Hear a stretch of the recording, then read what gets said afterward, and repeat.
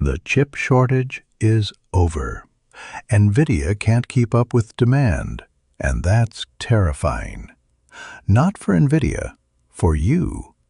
Because what they're building right now will make your entire industry unrecognizable within 3 years. Jensen Huang is the CEO of NVIDIA. He doesn't talk like a CEO. He talks like someone who already knows how the story ends and is deciding how much to tell you. Last quarter, his company made more money than the GDP of most countries in 90 days. And he says the next quarter will be even bigger. Here's what nobody is telling you. This isn't a tech story. It's not a stock story. It's a story about what happens to your work, your salary, and your future when the most powerful technology in human history starts moving at full speed.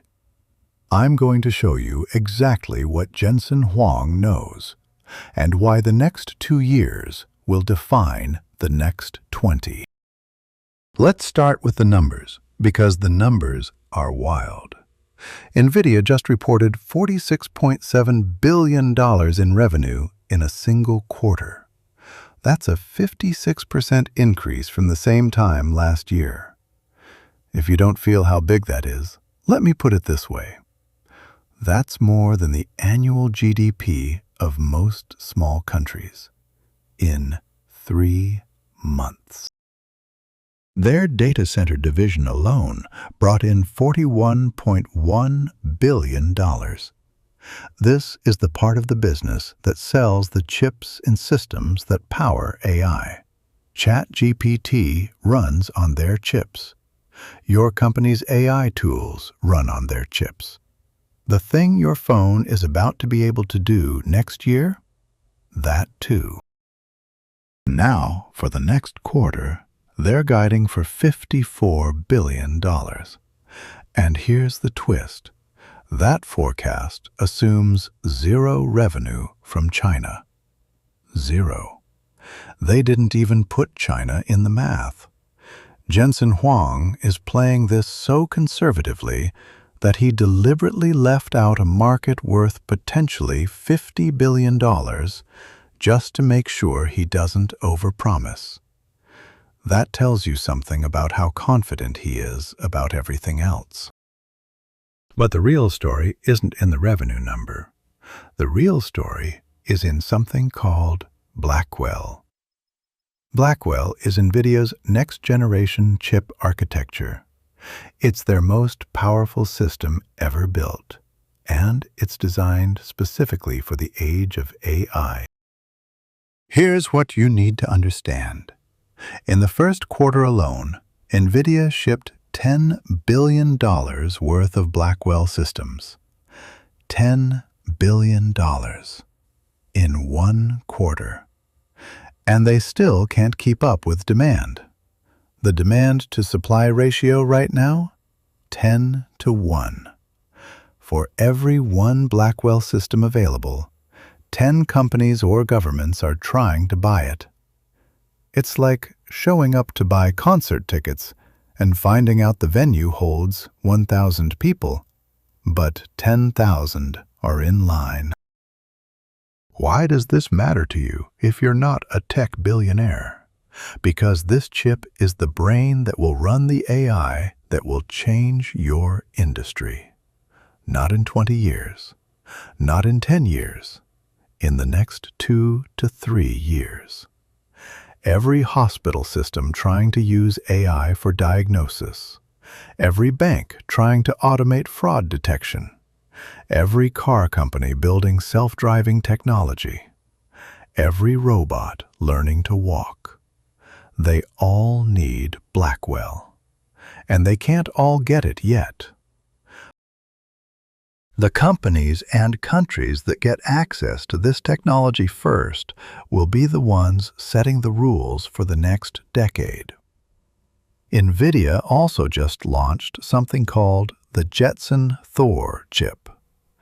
This one is specifically designed for robots.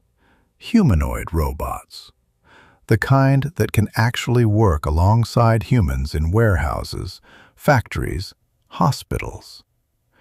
Jensen Huang called it the brain for the next generation of physical AI. And that's where the story gets really interesting. Jensen Huang made a statement in his recent interviews that sounds almost like science fiction. But I want you to hear it as a serious prediction from one of the most accurate forecasters in modern technology. He said, "Everything that moves will become a robot. Not some things, everything. Your car, the tractor on a farm, the machine digging a foundation at a construction site, the delivery drone, the warehouse picker, the surgical arm, everything that moves." And here's the framework he used to explain it.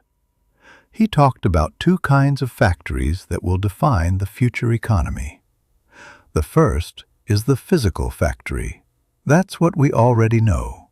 It's the place where things are made: cars, tractors, phones, machines. The second is the AI factory. This is new. The AI factory is where you train the brain that controls the physical thing. Think about it this way. If you're building a self-driving tractor, you need two factories. One to build the tractor, one to teach it how to drive. This is a completely new kind of industry, and it's going to require an enormous amount of money. How much money? Jensen Huang's estimate? $3 to $4 trillion in AI factory infrastructure over the next 10 years. That's not a rounding error. That's a number so large that it's going to reshape the global economy the same way the internet did in the 1990s, but faster. A single 1 gigawatt AI data center, the kind that's being built right now in the US, in Saudi Arabia, in Japan, in India, costs about $50 billion to construct. Of that $50 billion, about 30 to 35 billion goes to computing and networking equipment, mostly from NVIDIA. The physical building, the land, the electrical infrastructure, that's only about 15 to 20 billion dollars. The brain is worth more than the body. That's the new reality. So what does this mean for real people in real industries? Let me walk through a few. Let's talk about agriculture first, because it's the most underrated story in the AI revolution. Right now, a modern farm is still pretty manual. You still need people to drive equipment, monitor crops, make decisions about when to plant and when to harvest. But in 5 years, we're going to see fully autonomous tractors that can manage an entire farm without a single human touching the wheel. That doesn't mean farmers disappear. It means the role of a farmer completely changes. Instead of driving a tractor, you're managing AI systems. You're interpreting data. You're making higher-level decisions that a machine can't make. Same story in medicine. Surgical robots exist today, but they still require a human surgeon to control every movement. What's coming is AI-assisted surgery, where the robot can perform certain steps with a precision that no human hand can match.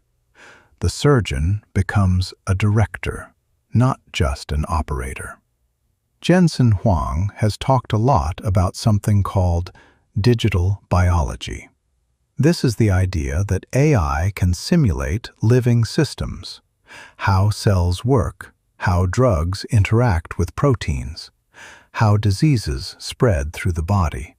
This is going to unlock a generation of new medicines and treatments that we couldn't discover before because the math was just too complex for humans to do on their own. In manufacturing, we're already seeing the shift. Factories that used to need hundreds of workers for repetitive assembly tasks are now running with smaller teams of humans who manage fleets of robots. This sounds scary, and yes, some jobs change dramatically, but new jobs are also being created. Jobs that didn't exist 5 years ago. Logistics is another one. The modern warehouse is becoming a symphony of robots and AI systems working together.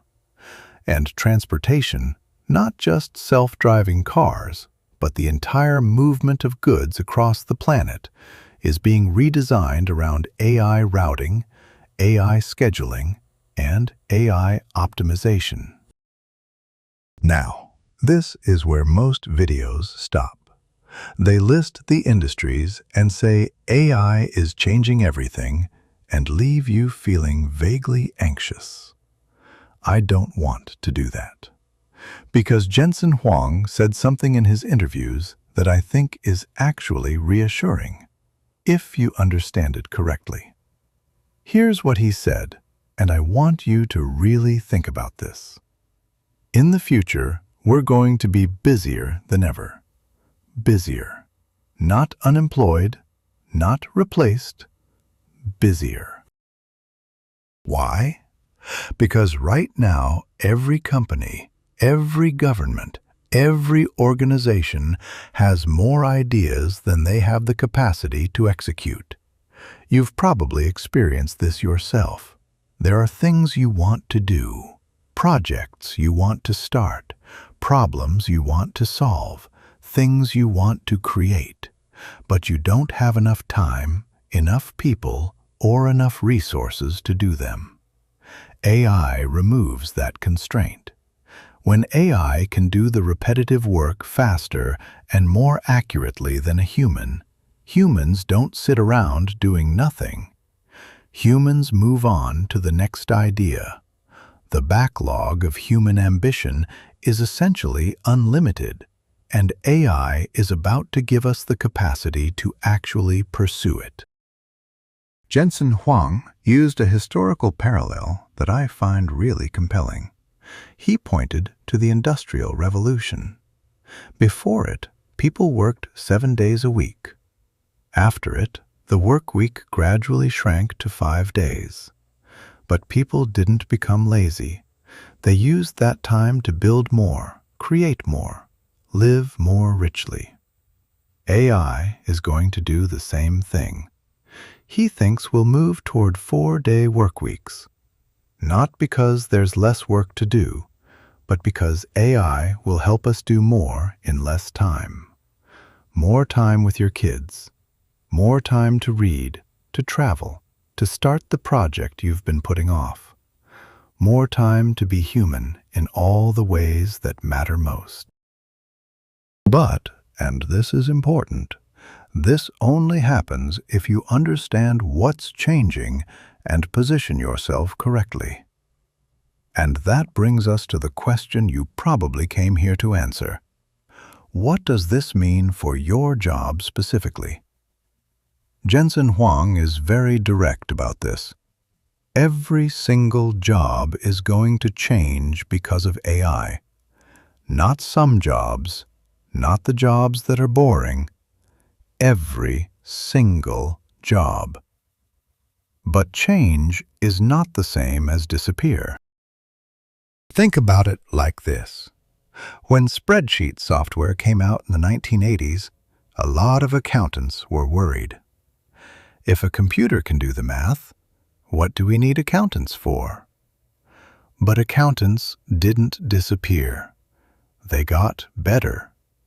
They could handle more clients, analyze more data, provide deeper insights. The job changed. The accountant who learned to use the software thrived. The one who refused to touch it fell behind. AI is the same thing. but much bigger and much faster. He also talked about something I find fascinating: entirely new fields being created by AI.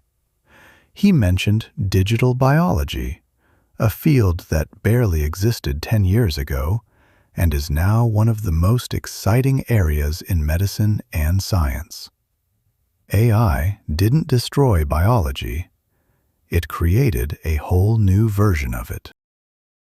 So here's the practical advice that I think flows from everything Jensen Huang has been saying. First, learn to use AI as your most powerful assistant. Don't fight it. Don't avoid it. Get so good at using it that your output becomes 10 times what it used to be. Second, develop the skills that AI still can't replicate well: judgment, creativity, empathy, strategic thinking, storytelling, leadership. These are human skills, and for the foreseeable future, they remain uniquely human. Third, stay curious.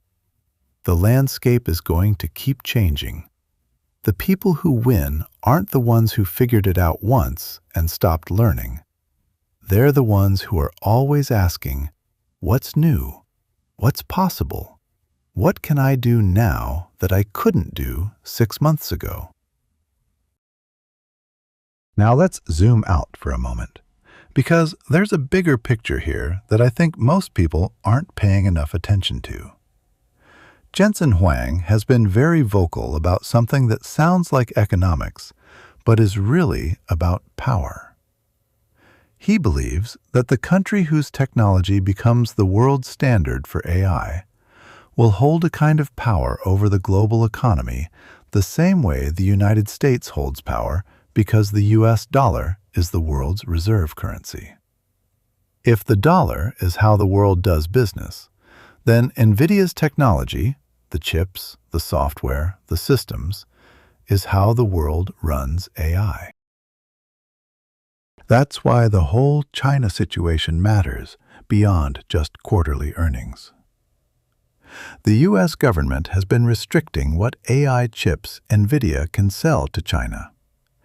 There are real security concerns behind these restrictions. But there's also a business reality. China is a $50 billion potential market. And while NVIDIA is blocked from selling their most powerful chips there, Chinese companies are working around the clock to build their own alternatives. Jensen Huang is actually optimistic about managing this tension. He's said that whatever the US government requires, NVIDIA will work with. And he frames it this way: if the world builds its AI on American technology, that's a win for America. If China builds its own stack and the world starts using that instead, that's a different story entirely. This is why NVIDIA is working hard to make their technology so deeply embedded in the world's AI infrastructure that switching away from it becomes nearly impossible. They're building what some people in the industry call a moat, not around a product, but around a standard. The companies that master this standard win. The countries that adopt it gain influence. The individuals who understand it thrive, and the ones who ignore it get left behind. I want to end with one more number, because I think it captures something important about the world we're actually in right now versus the world that most people still think we're in. AI native companies, companies whose entire business is built on AI, not just using AI as a tool, but AI as the product itself, generated $2 billion in revenue last year. This year, $20 billion. That's a 10 times increase in 12 months. OpenAI, one of the most prominent of these companies, recently hit $1 billion in monthly revenue. $1 billion per month. That's a run rate of $12 billion a year for a company that barely existed 5 years ago. This is not a bubble. Bubbles happen when prices detach from value. The revenue is real. The products are real. People are paying for them because they work. This is a genuine economic shift, happening at a speed that has no historical precedent. Jensen Huang's message, stripped of all the technical language and corporate framing, is actually pretty simple. We are at the beginning of an intelligence revolution. The tools to participate in it exist right now. The companies building those tools are growing at a pace that should feel impossible, but is very, very real. And the decisions you make about your career, your skills, and your relationship with this technology in the next 2 or 3 years will matter more than almost anything else you could do. The future is not something that happens to us. It's something we build. And right now, the tools to build it have never been more powerful.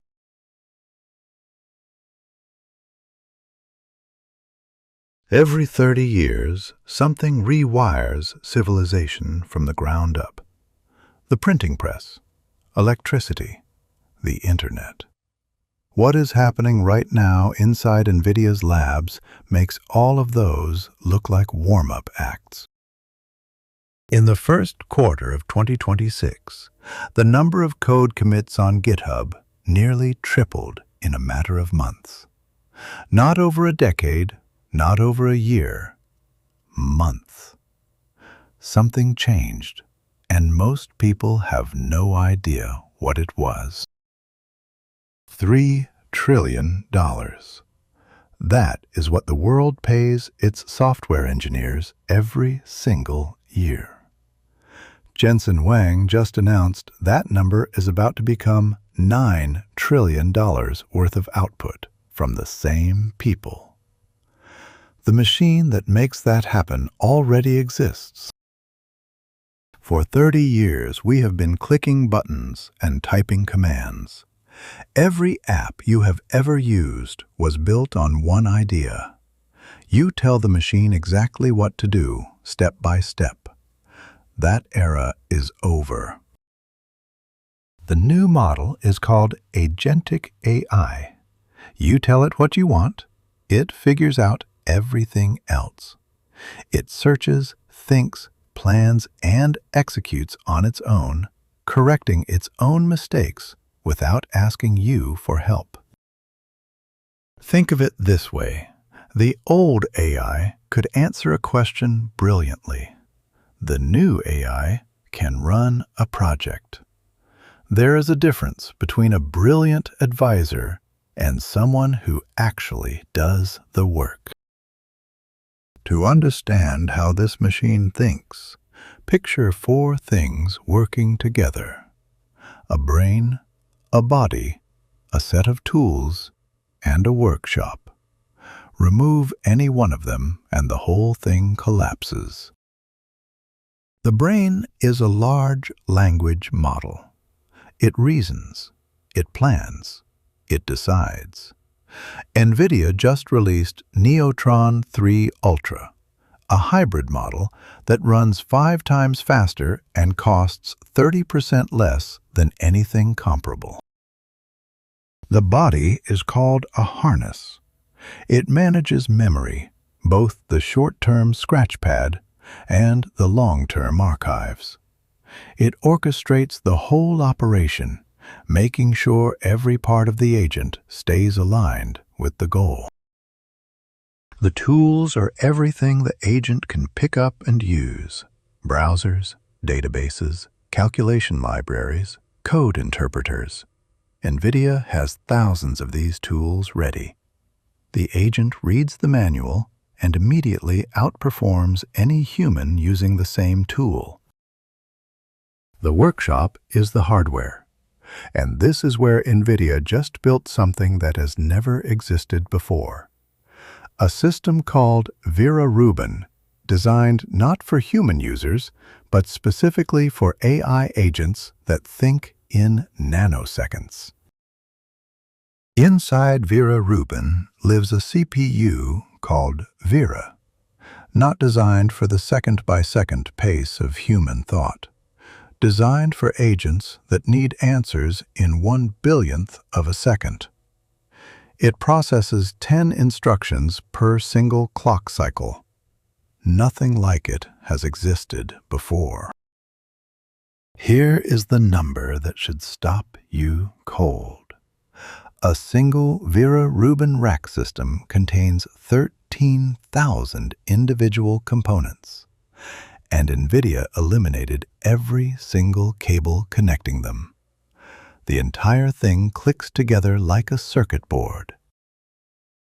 Before this design, building one rack took 2 hours of cable routing and manual assembly.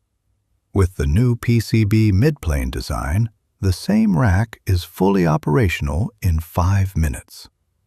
That is a 24 times speed improvement before a single calculation is run. Now picture a 1 gigawatt AI factory. That is the scale being built right now. 1 gigawatt of power dedicated entirely to generating tokens, the atomic unit of AI thought. The price tag is between $80 and $100 billion. NVIDIA's own words: the more you buy, the more you make. This is not a sales pitch. It is mathematics. Every watt of compute that sits idle is money that was never earned.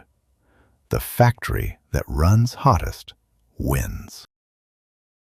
There is an economic law called Jevons paradox. When something becomes dramatically more efficient, its demand does not fall. It explodes. Steam engines made coal cheaper to use, so the world burned more coal than ever. AI is doing the same thing to computing right now.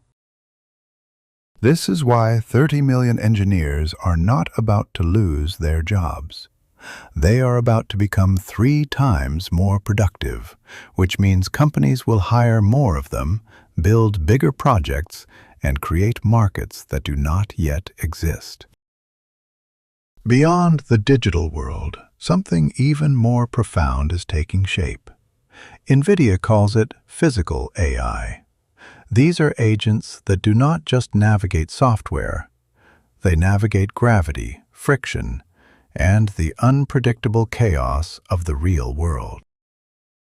The problem with teaching a robot to move in the real world is that internet videos are useless for this.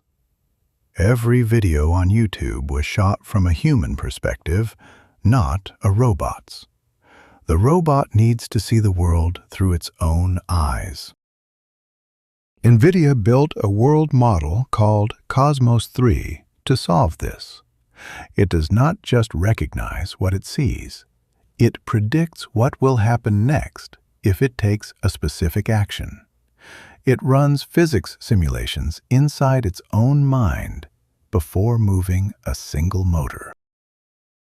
Inside the simulation platform called Isaac Lab, one real demonstration of a robot completing a task can be multiplied into thousands of training variations. The robot learns a lifetime of experience without ever leaving the virtual world. The reference robot for this platform stands 6 feet tall, weighs 150 pounds, and has 25 degrees of freedom in its hands alone. It was built to work alongside humans in every environment designed for the human body. Every machine on Earth is about to become intelligent. Every factory floor, every warehouse, every piece of industrial equipment. The robot is not replacing the factory. The robot is becoming the factory. Back in your home, NVIDIA is redefining what a personal computer means. A new device called RTX Spark runs your personal AI agent locally on your desk with no subscriptions, no cloud fees, and no privacy concerns. Your own R2-D2. Taiwan sits at the center of all of this. Its supply chains, its chip manufacturers, its ecosystem of engineers and component makers. Jensen Huang stood in Taipei and made it clear that none of this future gets built without that foundation. We are watching the construction of a new kind of economy, one where the unit of productivity is not the human hour, but the AI token, where the factory does not make products, but makes intelligence itself at the speed of electricity. Every civilization-defining technology was first dismissed as too expensive, too complex, or too soon. Electricity was a luxury for the rich. The internet was a toy for academics.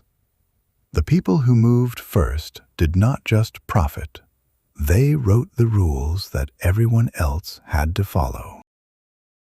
The question is not whether this transition happens. The engineering is done. The hardware is in production. The models are available to download right now. The only question is which side of this line you are standing on when the world notices. Somewhere right now, an AI agent is learning to pick up a coffee cup. It has failed 10,000 times in simulation. On the 10,001st try, it succeeds. It does not stop there. It does not sleep. It does not get frustrated. And it will never, ever forget how to do it again. A rocket costs $200 million. That is what everyone believed. That is what every government paid. That is what every expert agreed on for decades. No one questioned it. No one dared to. The price was the price.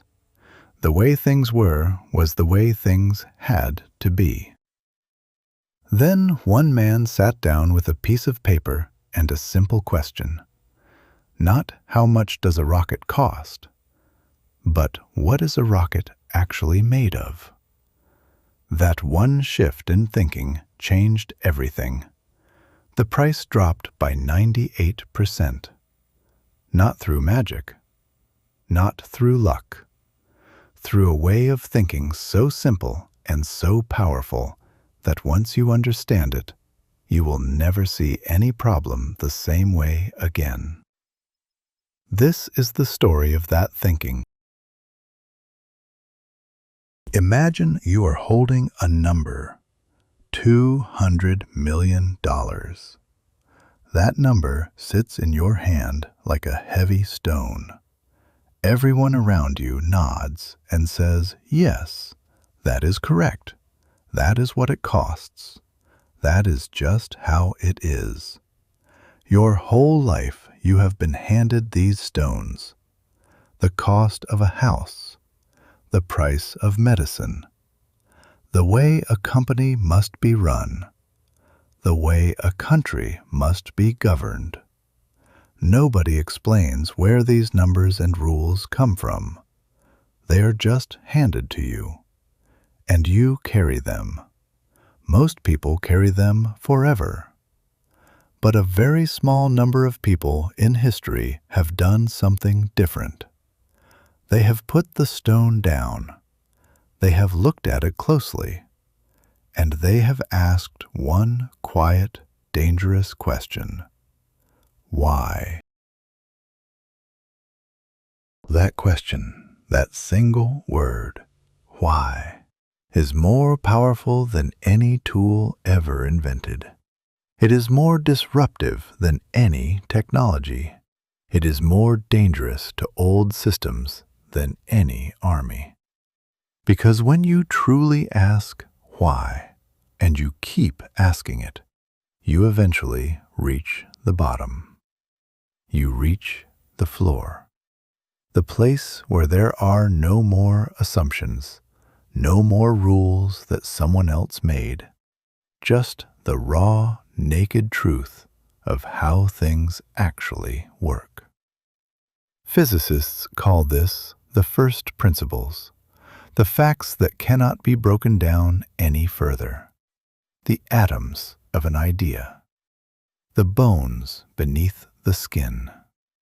Every single breakthrough in human history, from the printing press to the smartphone, started in this same place, at the bottom, where the real answers live. This is where we are going today. Long before rockets and computers and billion-dollar companies, a man in ancient Greece was already thinking about this. His name was Aristotle. He lived over 2,000 years ago. He was one of the most curious minds who ever existed. He wanted to understand how everything worked. Not just the surface, not just what other people believed, the deep structure underneath. He wrote that in any area of serious study, real knowledge only comes when you identify the primary causes, the first elements, the things that cannot be broken down further. He called these the first principles. He said that without finding these, you do not truly know anything. You only know what you have been told. And being told something is not the same as understanding it. Aristotle built the foundation. The rest of history built on top of it. Think about how most of us actually think. When you face a problem, you look around. What did other people do? What worked before? What is the standard approach in this situation? This is called reasoning by analogy. You are using someone else's answer as a template for your own question. And honestly, most of the time it works fine. It saves time. You do not have to figure out everything from scratch. If you need to know how to make a sandwich, you do not need to invent bread first. But here is the trap. When analogies become your only tool, you stop seeing what is actually possible. You only see what has already been done. You inherit other people's limitations, their inefficiencies, their mistakes, their outdated assumptions. You carry those stones without ever checking if they need to be there at all. Here is a simple way to feel the difference. Imagine someone asks you why houses are so expensive. The analogy thinker says, well, houses have always been expensive. Materials cost a lot. Labor is expensive. That is just the market. They accept the existing reality as the only reality. Now, here is the first principles thinker. They ask different questions. What is a house fundamentally? It is shelter. It is walls, a roof, a floor, climate control. What are those things made of?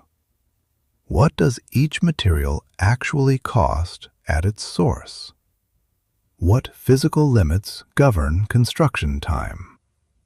When you start there, at the material level, at the physical truth, you start seeing enormous gaps between what things cost and what they need to cost. That gap is where innovation lives. That gap is where fortunes are made. That gap is what most people never see. Let us talk about Elon Musk. Whatever you think of him as a person, the way he thinks is worth studying carefully. In the early days of SpaceX, he wanted to send a rocket to Mars. He contacted Russian aerospace companies to buy refurbished intercontinental ballistic missiles. The cheapest quote he received was around $8 million per rocket. That number, to most people, would be the starting point, the baseline, the thing you negotiate down a little and then accept. But Musk did not accept it. He went home and did something that looked almost absurd to the people around him. He started asking what a rocket is actually made of. At the material level, at the atoms level. He opened a spreadsheet, and everything that followed came from what he found in that spreadsheet.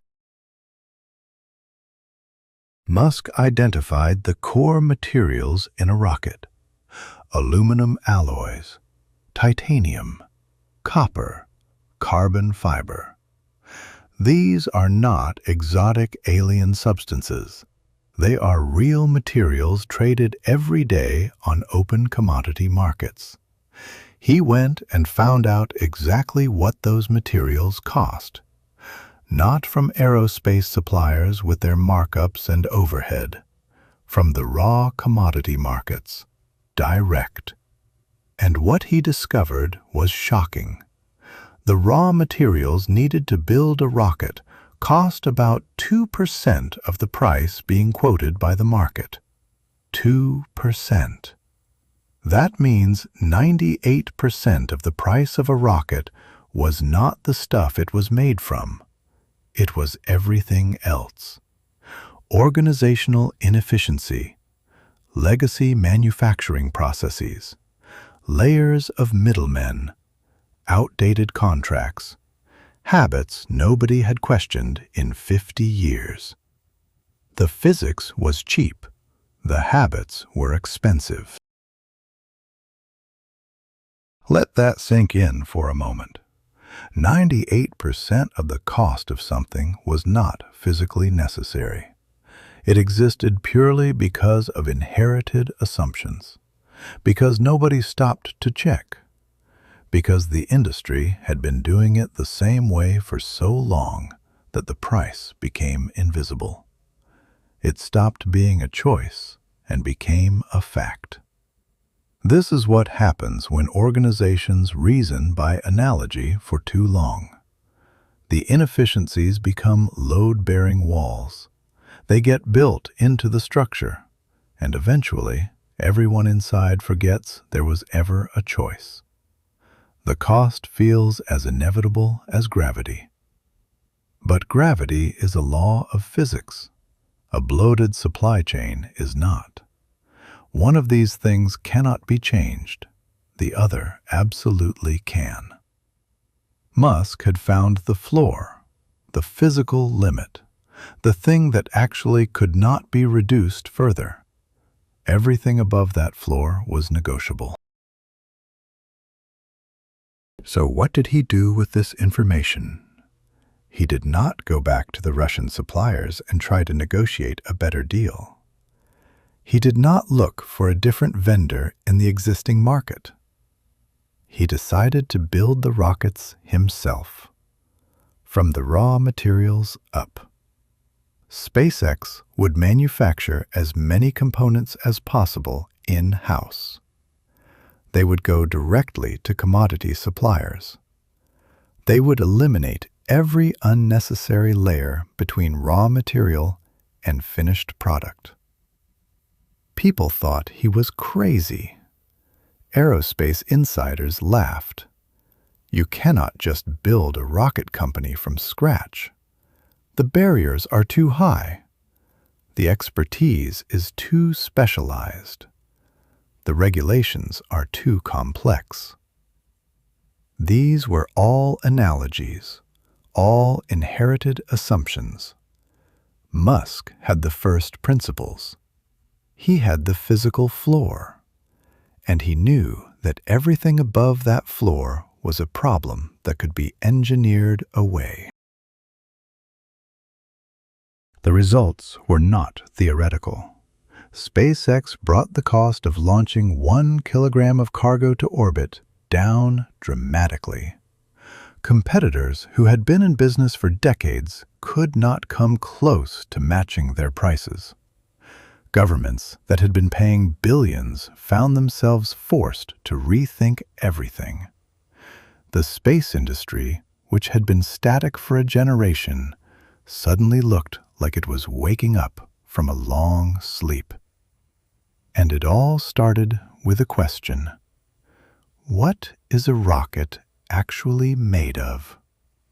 Not, how much does the market say a rocket costs? Not, how did other people build rockets before? What are the physical components? What are their actual costs? This is the power of going to the floor. You find possibilities that are invisible from anywhere higher up. You see things that everyone else has agreed not to look at. But this way of thinking is not only for rocket scientists. It is not only for billionaires with aerospace ambitions. This exact same pattern of thinking has appeared in history over and over again, in completely different places. Lee Kuan Yew took a tiny island with no natural resources, no farmland, no rivers, no oil, nothing, and turned it into one of the wealthiest and most efficient nations on Earth. He did not look at other small countries and copy them.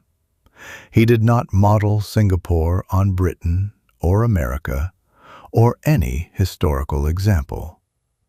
He asked, what are the actual foundational elements that make a nation function?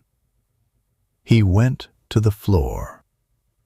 What does survival require? What does prosperity actually need at its core? Then he built upward from those raw truths. The result was unlike anything that had existed before, because it came from a different starting point. Here is the part that most people miss completely.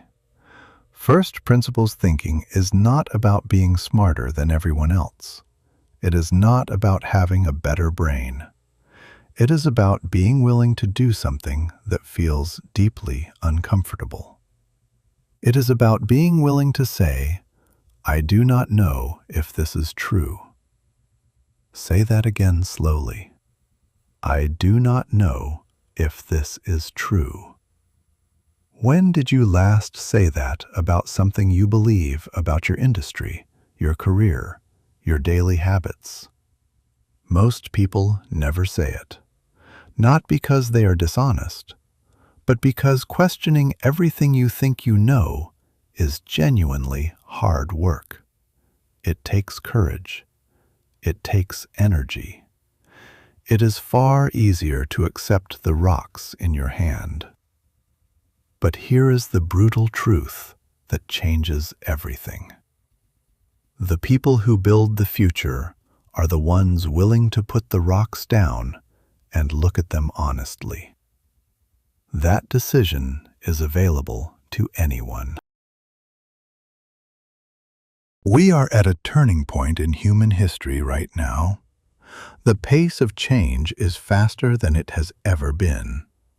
Industries that existed for 100 years are being wiped out in a decade. Jobs that seemed permanent are disappearing in months. The old maps do not work anymore. And here is the terrifying part. The people and organizations who are still relying purely on analogy thinking, who are still just copying what worked before and adjusting at the margins, They are heading toward a wall at full speed. They cannot see it because they are looking backwards. They are navigating the future using maps drawn for a world that no longer exists. The only reliable navigation tool for a rapidly changing world is not more data about the past. It is the ability to find the floor, the physical truths, the things that will still be true no matter what changes around them. Larry Ellison built Oracle into one of the most powerful technology companies in the world. He did not do it by following industry consensus. He was deeply skeptical of common knowledge. He understood something that most business people never grasp.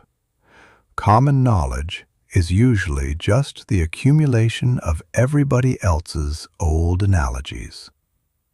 When the whole industry agrees on something, that agreement is almost always built on assumptions that nobody has checked recently.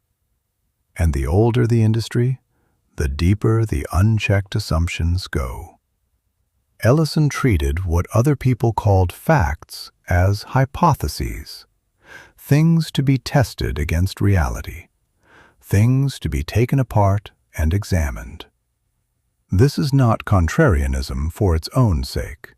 It is intellectual honesty applied to strategy. It is the same discipline that a physicist applies to nature, applied instead to markets and organizations. Think about what this means for the world right now. Artificial intelligence is not improving existing systems by 10%. It is not a better version of what came before. It is a physical shift in what is possible. The cost of generating certain types of information and analysis has dropped by orders of magnitude in months. Industries built on the assumption that certain tasks require expensive, specialized human time are facing a complete floor reset. The floor moved. The physical baseline changed.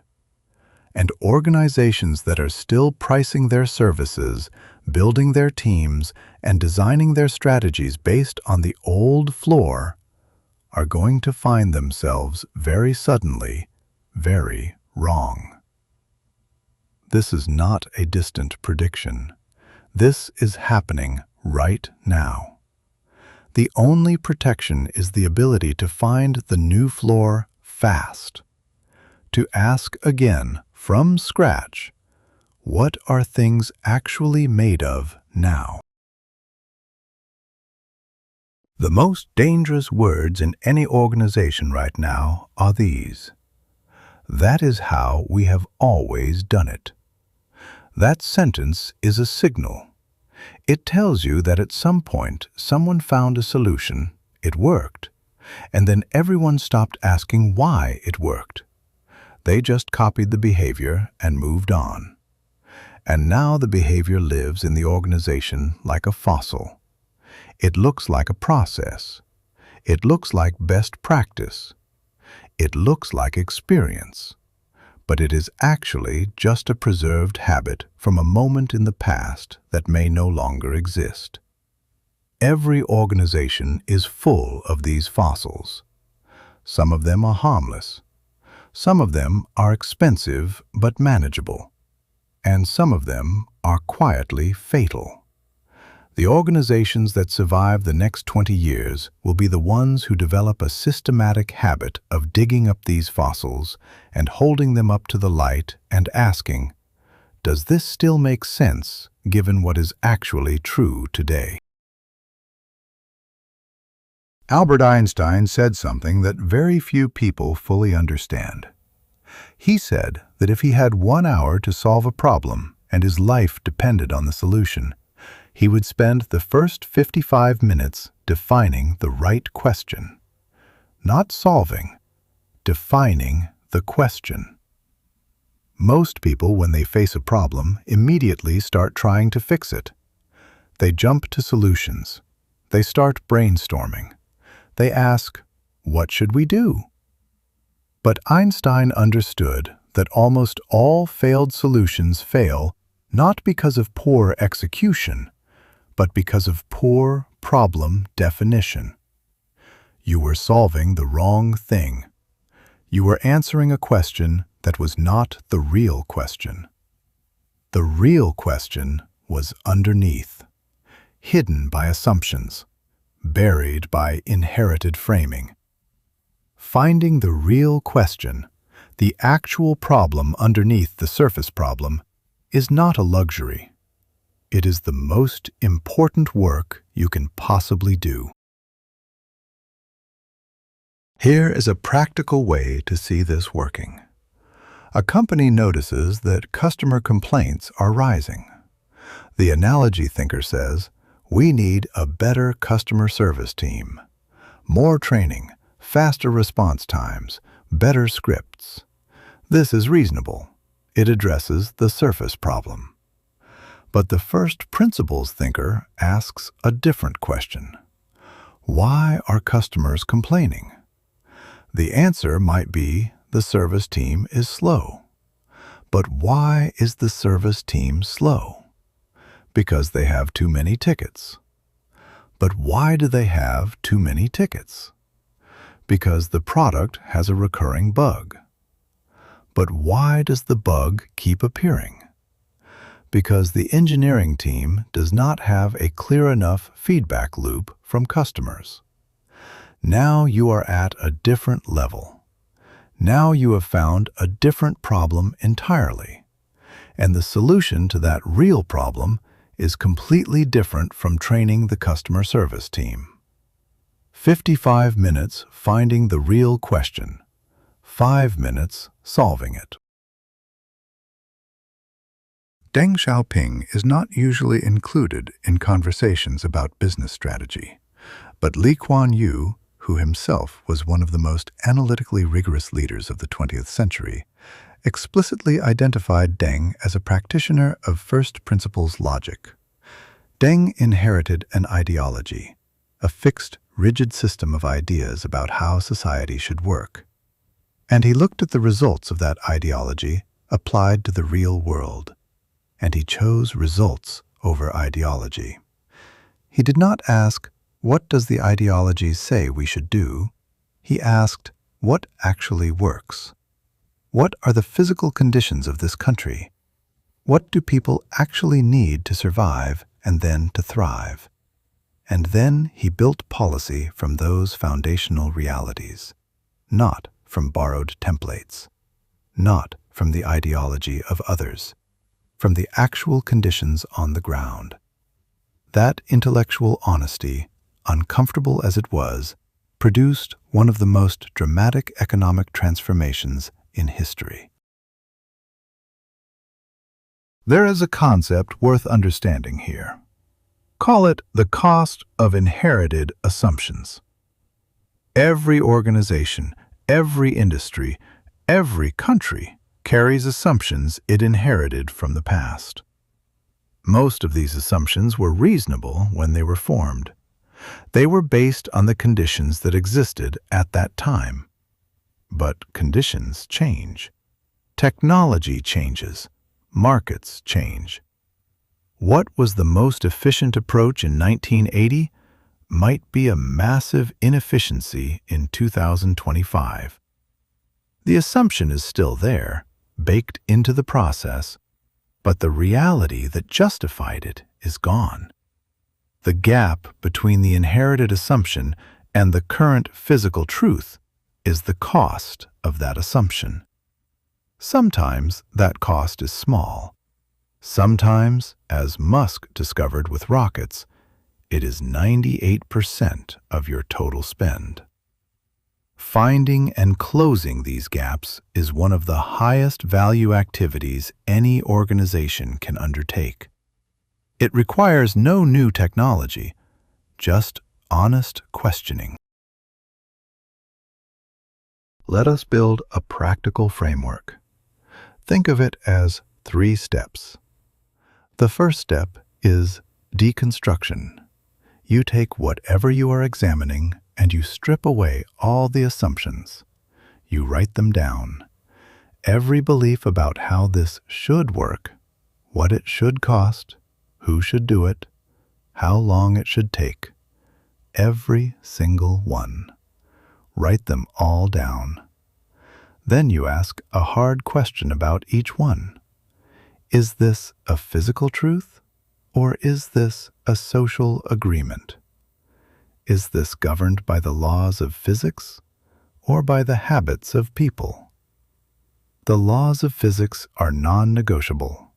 The habits of people are absolutely negotiable. Separating these two categories is the entire first step.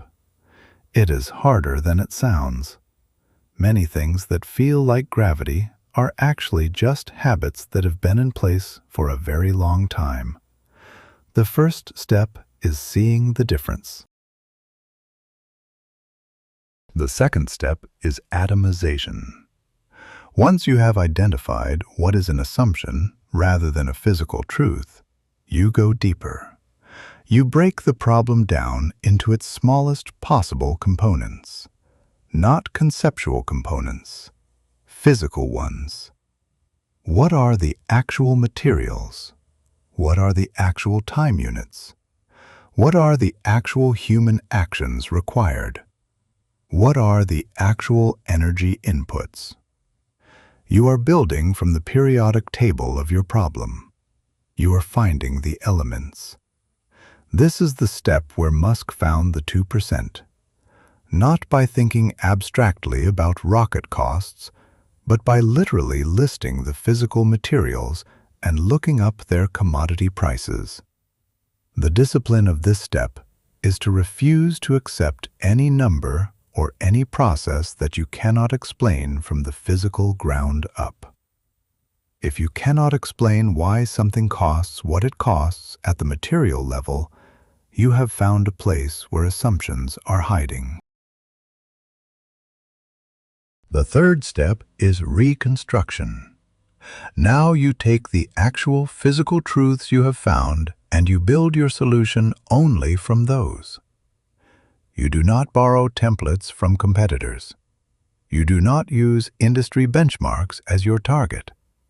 You start from the floor and build upward using only logic and physical constraint. This is the hardest part psychologically because it feels like working without a map. You have thrown away all the familiar reference points. There is no competitor to look at, no case study to follow, no precedent to point to. Just the physical truths and the logic that connects them. This discomfort is not a sign you are doing it wrong. It is a sign you are doing it right. The discomfort is the feeling of genuine, original thinking. Most people turn back at this point. The ones who do not are the ones who build things that did not exist before. Organizations that want to build this thinking into their culture need to understand one key thing. First principles thinking cannot be a one-time exercise. It cannot be a workshop you do once and then return to business as usual. It has to become a habit, a recurring audit, a regular practice of asking, which of our foundational assumptions have we not examined recently? The most successful organizations treat this as a governance discipline. Every major investment decision, every new strategy, every significant process change gets run through the same filter. Is this conclusion built on physical truth or inherited analogy? Can we trace every major assumption in this plan down to a physical foundation? If not, identify the assumptions and test them before committing capital to them. This is not slow. It is actually much faster than discovering 3 years into a strategy that it was built on a foundation that was never examined. There is a checklist worth keeping close. First, when someone says, "This is just how it is done," treat that sentence as a signal to investigate, not accept. Second, when you are examining a cost or a process, push past the market price to the physical components. Third, before solving any problem, spend the majority of your time making sure you are solving the real problem, not the surface problem. Fourth, when everyone in an industry agrees on something, do not assume that consensus is evidence of truth. Consensus is often just accumulated analogy.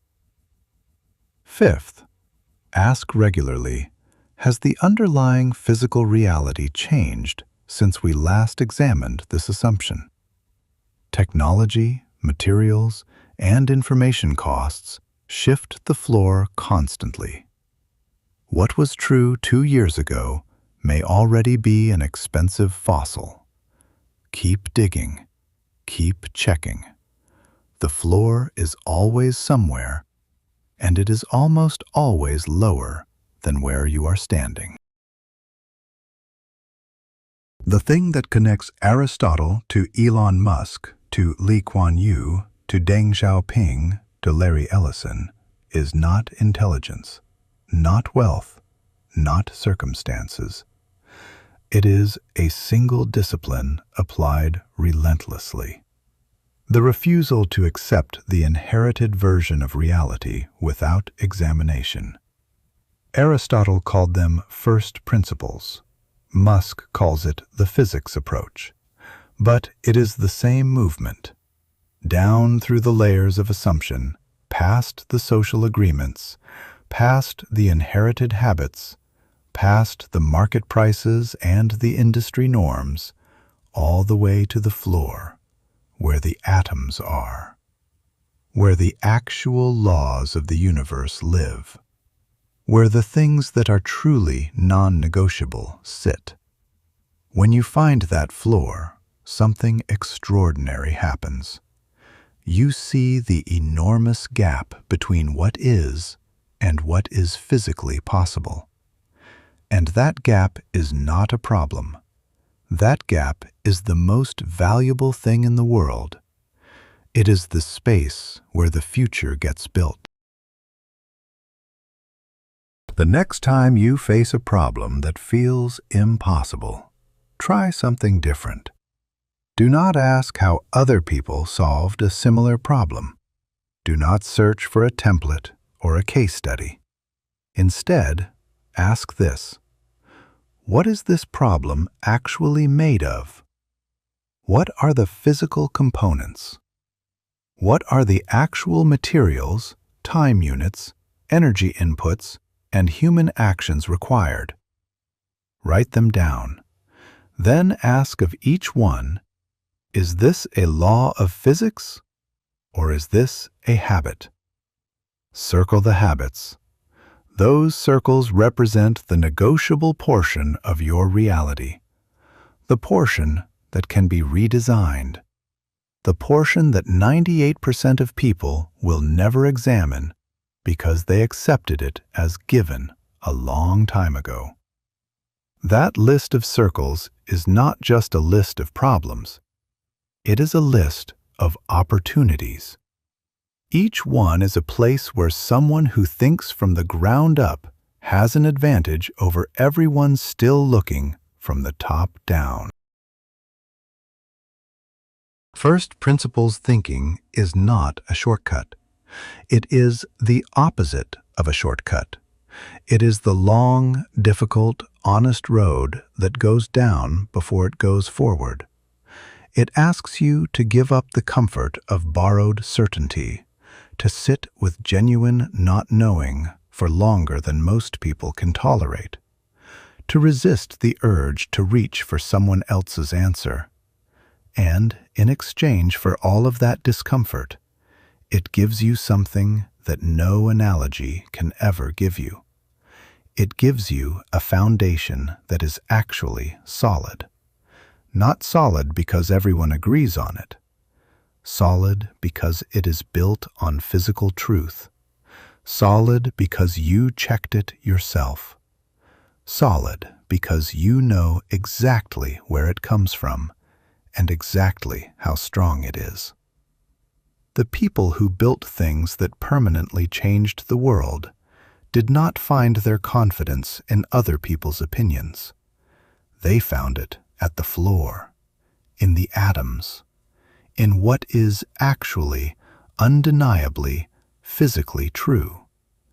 That confidence is available to you right now. 2%. That number should stay with you. Not because rockets are interesting, but because of what that number reveals about the world we live in. It reveals that in almost every industry, in almost every organization, in almost every established system, the vast majority of cost, friction, and limitation is not physically necessary. It exists because of habits nobody examined, rules nobody questioned, prices nobody traced to their origin. The world is full of 98% waiting to be found. Entire industries where the floor is so far below where everyone is standing that the gap looks like a different planet. The question is not whether those gaps exist. They absolutely do. The question is whether you are willing to do what almost no one does. Stop accepting the stones in your hand. Put them down. Look at them. Ask why. Start from the floor. Because the floor is where every great thing that ever got built actually began. One man changed the world twice. First, he made cars that almost everyone could buy. Then, another man made cars that run without a drop of gasoline. These two men never met.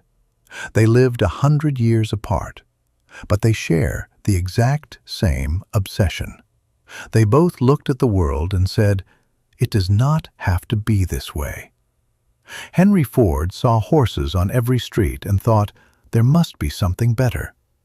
Elon Musk saw gas-powered cars choking the air and thought the exact same thing.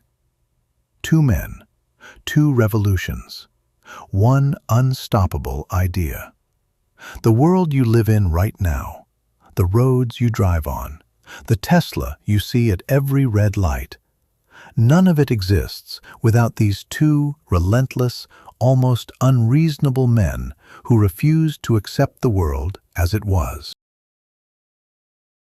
In 1908, a car cost more than most people earned in an entire year. Only rich people owned one. Regular workers, farmers, factory hands, they walked. They took horses. They stayed close to home because they had no other choice. The world was physically smaller for poor people. Your neighborhood was your whole life. Then Henry Ford did something that no one thought was possible. He made a car so cheap that his own factory workers could buy one. Think about that for a second. The people building the car could actually afford to drive it home. That single idea cracked open the modern world. It gave ordinary people freedom they had never felt before. Freedom to move, freedom to go farther. Freedom that used to belong only to the wealthy now belonged to everyone. And right now, in this exact moment in history, we are living through the second revolution. Electric cars are doing to gasoline what Ford did to the horse.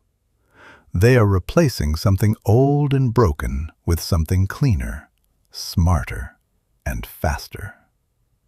But here is the part that will genuinely surprise you. This revolution is not just about cars. It is about rockets. It is about artificial intelligence.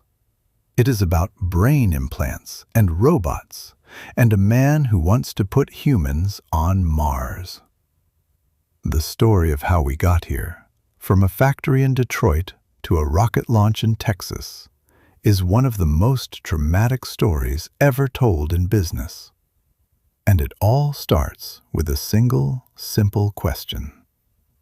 What happens when one stubborn person refuses to accept the limits that everyone else takes for granted? Henry Ford was born on a farm in Michigan in 1863. His family expected him to become a farmer, like everyone else around him. But Ford hated farming. He was obsessed with machines. As a young boy, he would take apart every clock and watch he could find just to understand how the pieces worked together. His father thought he was wasting time. The neighbors thought he was strange. But Ford kept going. He taught himself engineering. He moved to Detroit and got a job at an electric company. At night, in a small shed behind his house, he built his first engine from scratch. His wife held a candle so he could see what he was doing. It was past midnight. The neighbors were asleep. Ford did not care. He was already living inside a future that no one else could see. By 1903, Ford had started his own company. But his first few cars were not cheap. They were actually expensive. Racing cars, luxury vehicles. They sold, but only to wealthy buyers. Ford was frustrated. He had a bigger dream. He kept asking his engineers the same question over and over again. How do we make this cheaper? How do we make this simpler? The answer came slowly. You have to stop making each car as a unique individual object. You have to make every single part identical so that any part fits any car. This sounds obvious now. At the time, it was revolutionary. Before Ford, if a part broke, you had to wait for a craftsman to hand make a replacement. Ford changed that. He made the same part 10,000 times. Identical, interchangeable. That simple idea was the foundation everything else was built on. Then came 1913, the moving assembly line. This single invention changed manufacturing forever. Before the assembly line, workers built a whole car in one place. They gathered all the parts, assembled everything by hand, then moved on to the next car. It took over 12 hours to build one vehicle.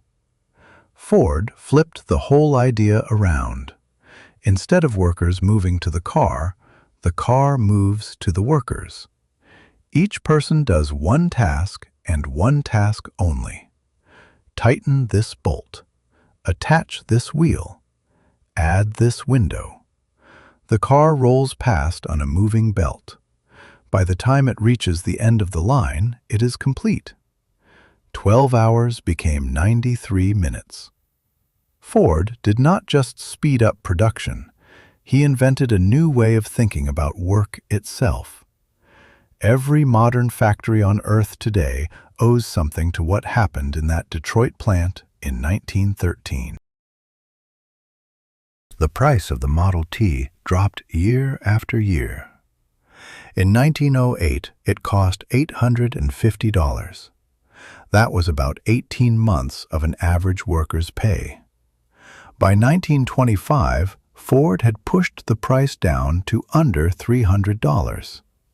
That was roughly 4 months of pay. For the first time in history, a working-class family could save up and buy a machine that gave them personal freedom.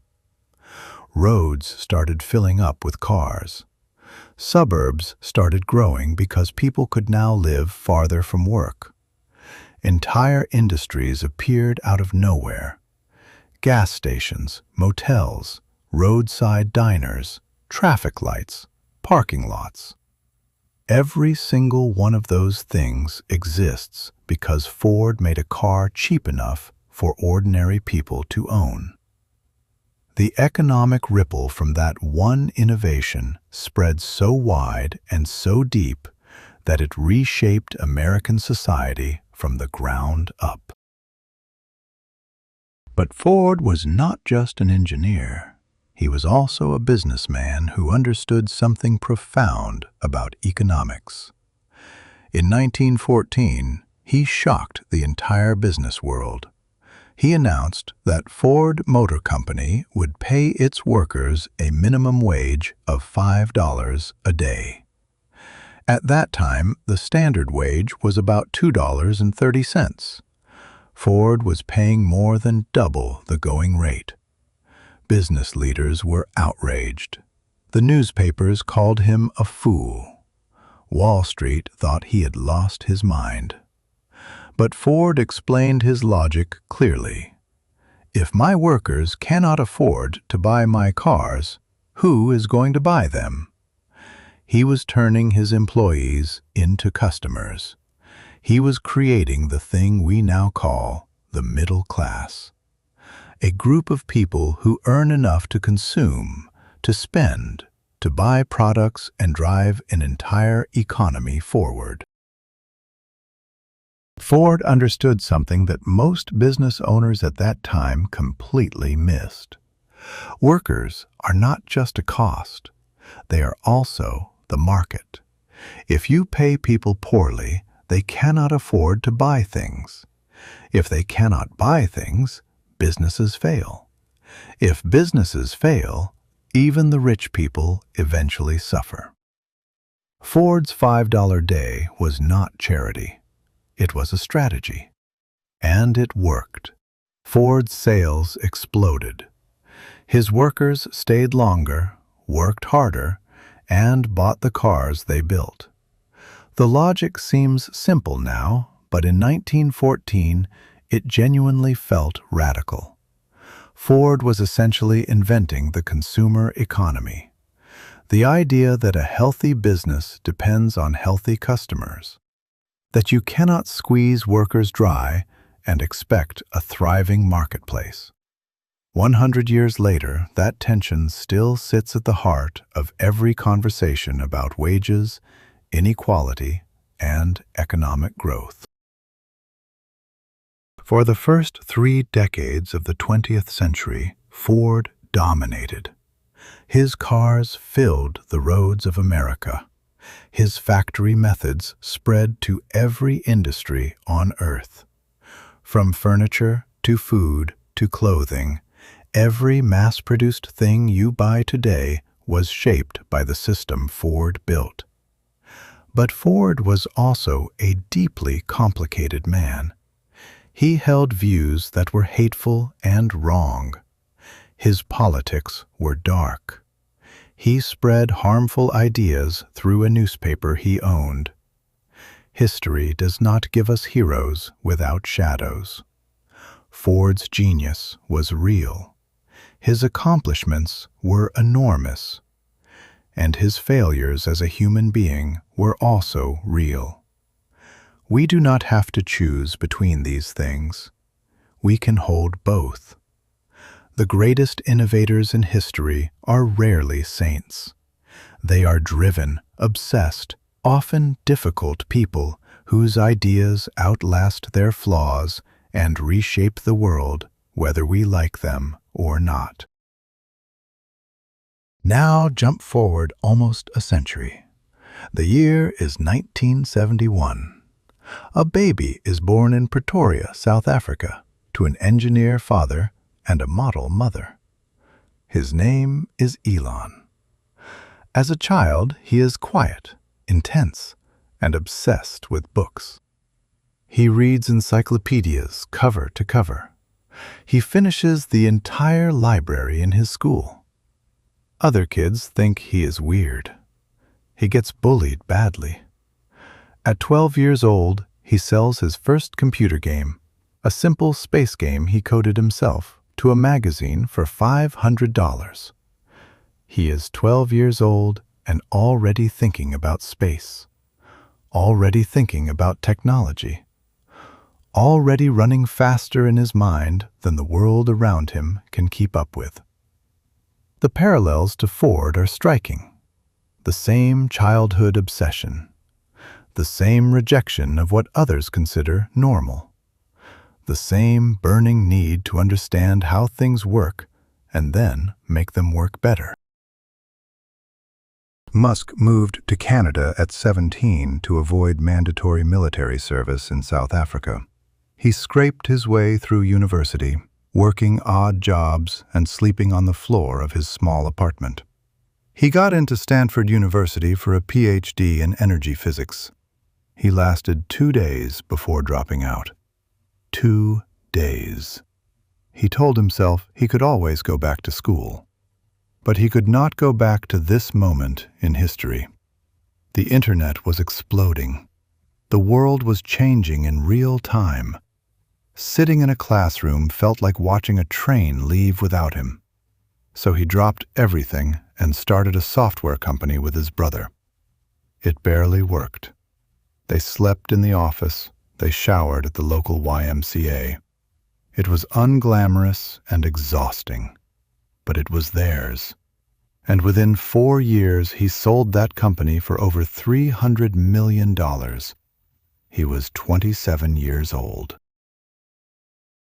Here is the moment where this story completely changes direction. After selling his first company, Musk could have retired. He was 27 with more money than he could ever spend. Every smart financial advisor around him told him to invest it, diversify, play it safe.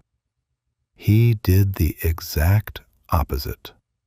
He put almost every single dollar into 2 companies that most people thought were insane: a rocket company and an electric car company.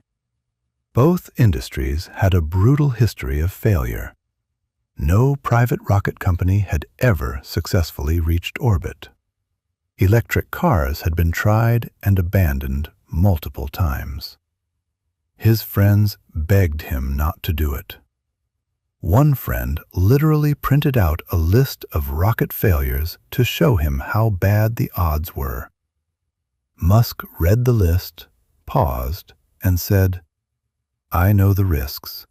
I just think the probability of success is higher than you do."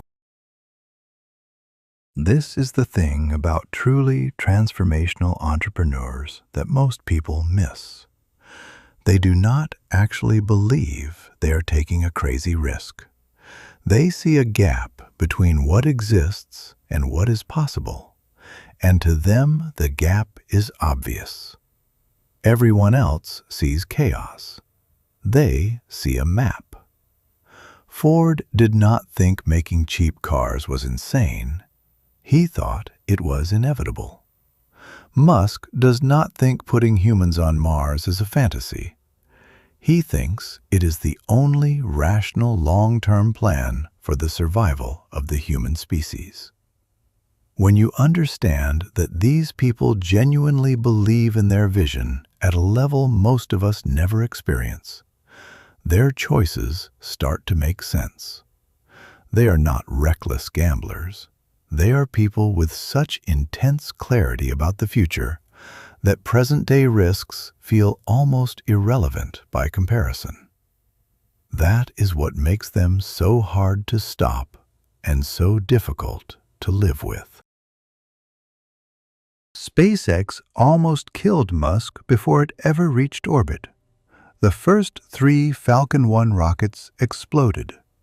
Each failure cost millions of dollars. By the 3rd failure, Musk was nearly out of money. He had 1 rocket left, 1 shot. His team had worked for years on almost no sleep. Some were crying. Some had already started looking for new jobs. Musk stood in front of them and said simply, "We are going to keep going." The fourth rocket launched on September 28, 2008. It reached orbit. The room exploded. Grown engineers who had not cried in years were openly weeping. On that same day, Tesla was also nearly bankrupt. Musk later said that during that period, he was borrowing money from friends just to pay his rent. The richest entrepreneur on earth, borrowing money for rent. The gap between vision and reality can be brutally, almost comically wide. Now think about what SpaceX has become since that night in 2008.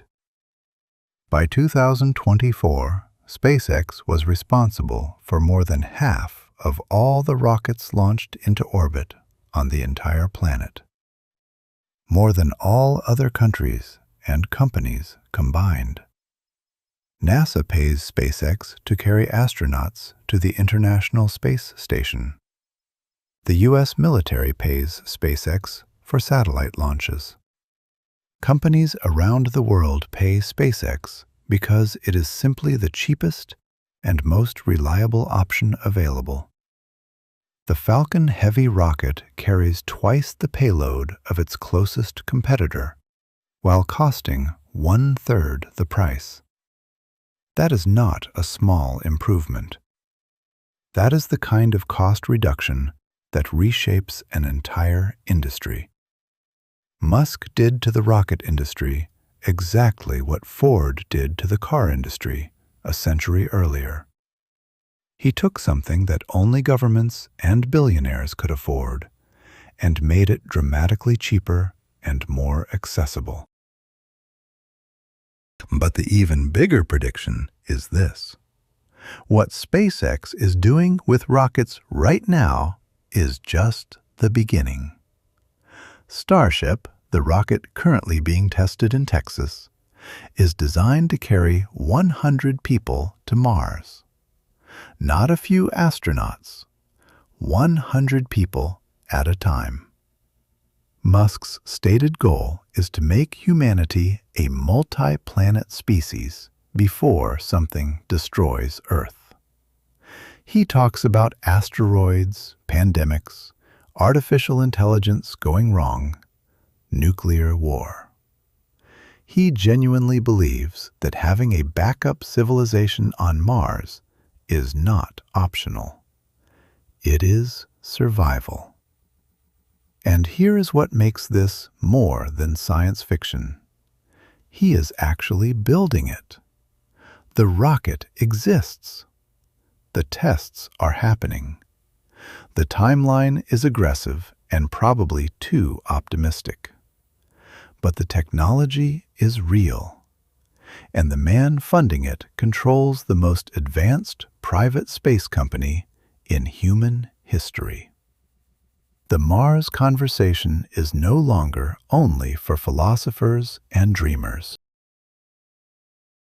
Back on Earth, Tesla was also rewriting what a car company could be. When Musk invested in Tesla in 2004, electric cars had a reputation problem. They were slow, ugly, and had a range so short they were basically useless for any real journey. Tesla's first car, the Roadster, destroyed every one of those assumptions in one launch, 0 to 60 miles per hour in under 4 seconds, a range of nearly 400 kilometers. And it looked like a sports car that rich people actually wanted to drive. This was the strategy. Start with something expensive and desirable. Use that to fund something cheaper and more practical. Then use that to fund something affordable for everyone. Ford did the exact same thing a century earlier. Start at the top of the market, prove the concept, then drive the price down until ordinary people can buy it. The playbook was the same, only the technology was different. The Model 3 was the moment Tesla proved the strategy worked. When it launched in 2017, it became the first affordable electric car that people actually wanted. Not just environmentally conscious people, everyone. The wait list was enormous. People put down deposits before they had even seen the car in person. It was stylish. It was fast. The interior had a single massive screen instead of 100 buttons. Over-the-air software updates meant the car could literally get better while you slept. New features would appear overnight. It was closer to owning a smartphone than owning a car. And that shift in thinking, from car as a machine to car as a connected software platform, is the single biggest transformation in the auto industry since Ford put the Model T on a moving assembly line. Tesla did not just build a better car. It reimagined what a car fundamentally is. Meanwhile, Ford, the original company, was watching all of this from Detroit with increasing alarm. The company that invented the affordable car for the masses was now scrambling to catch up to a startup founded 100 years after its own birth. By 2022, Ford had committed more than $50 billion to its electric vehicle program. $50 billion. That number tells you everything about how seriously the industry took the Tesla threat. Ford launched the F-150 Lightning, an electric version of America's best-selling truck, and announced aggressive targets for electrification across its entire lineup. General Motors and Chrysler had needed government bailouts during the 2008 financial crisis. Ford survived without one through restructuring and brutal cost-cutting. But surviving the Tesla era requires more than cuts. It requires a complete reinvention of what the company believes it is.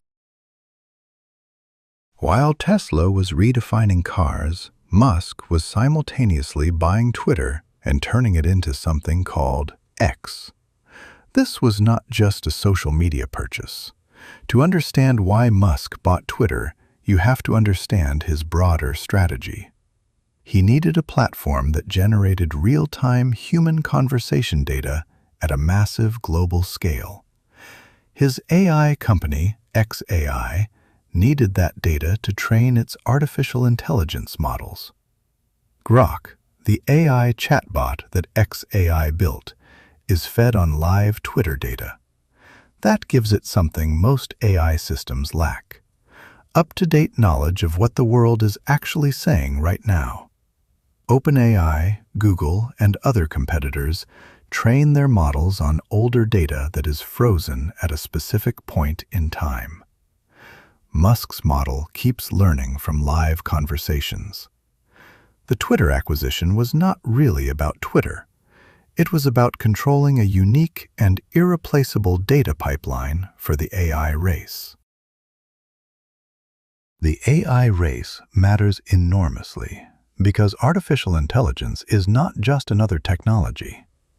It is a tool that can accelerate every other technology. A better AI makes better rockets. A better AI makes better batteries. A better AI can help design drugs that cure cancer. A better AI can manage electricity grids that run on solar power. The company that controls the most powerful AI does not just win one industry, it potentially wins all of them at once. This is why the competition between Musk's xAI, OpenAI, Google DeepMind, and others is being watched so closely. And it is why Musk's lawsuit against OpenAI, which he helped found and then left, was so significant. He argued that OpenAI had betrayed its original mission to develop AI safely for all of humanity, and had instead become a private company focused on profit. In 2026, A court dismissed the case, but the questions it raised are not going away. Then there is Neuralink. This is the one that makes most people deeply uncomfortable. Neuralink is building a device that goes inside your brain, a small chip implanted through your skull that can read your thoughts and translate them into computer commands. The first human patient, implanted in early 2024, was able to control a computer cursor just by thinking about moving it. He played chess and browsed the internet using only his mind. Musk frames this as a way to help paralyzed people communicate and move again. That part is genuinely inspiring. But the long-term vision goes further. Musk believes that when AI becomes smarter than humans, the only way for people to keep up is to merge with the machine. Neuralink is his answer to that problem. Not a cure for paralysis. A survival strategy for the entire human species in a world run by artificial intelligence. In 2025, Musk stepped into a role no private business person had ever occupied. He became the head of the Department of Government Efficiency, a new government body created under the Trump administration with a stated goal of cutting $2 trillion from the U.S. government budget. He brought his own employees with him into government offices. He pushed for the shutdown of entire agencies. Some people celebrated this as long overdue accountability for a bloated government. Others called it an unprecedented conflict of interest because Musk's own companies receive billions in government contracts. The tension reached a breaking point in May 2025 when Musk resigned after a public falling out with the president over the very spending bill he had been brought in to reform. In a single week, Tesla's market value dropped by $150 billion. One disagreement between two powerful men, $150 billion gone. The episode revealed something important about Musk's entire empire. It is held together in part by government relationships. SpaceX launches NASA satellites. Tesla sells cars that qualified for federal tax credits.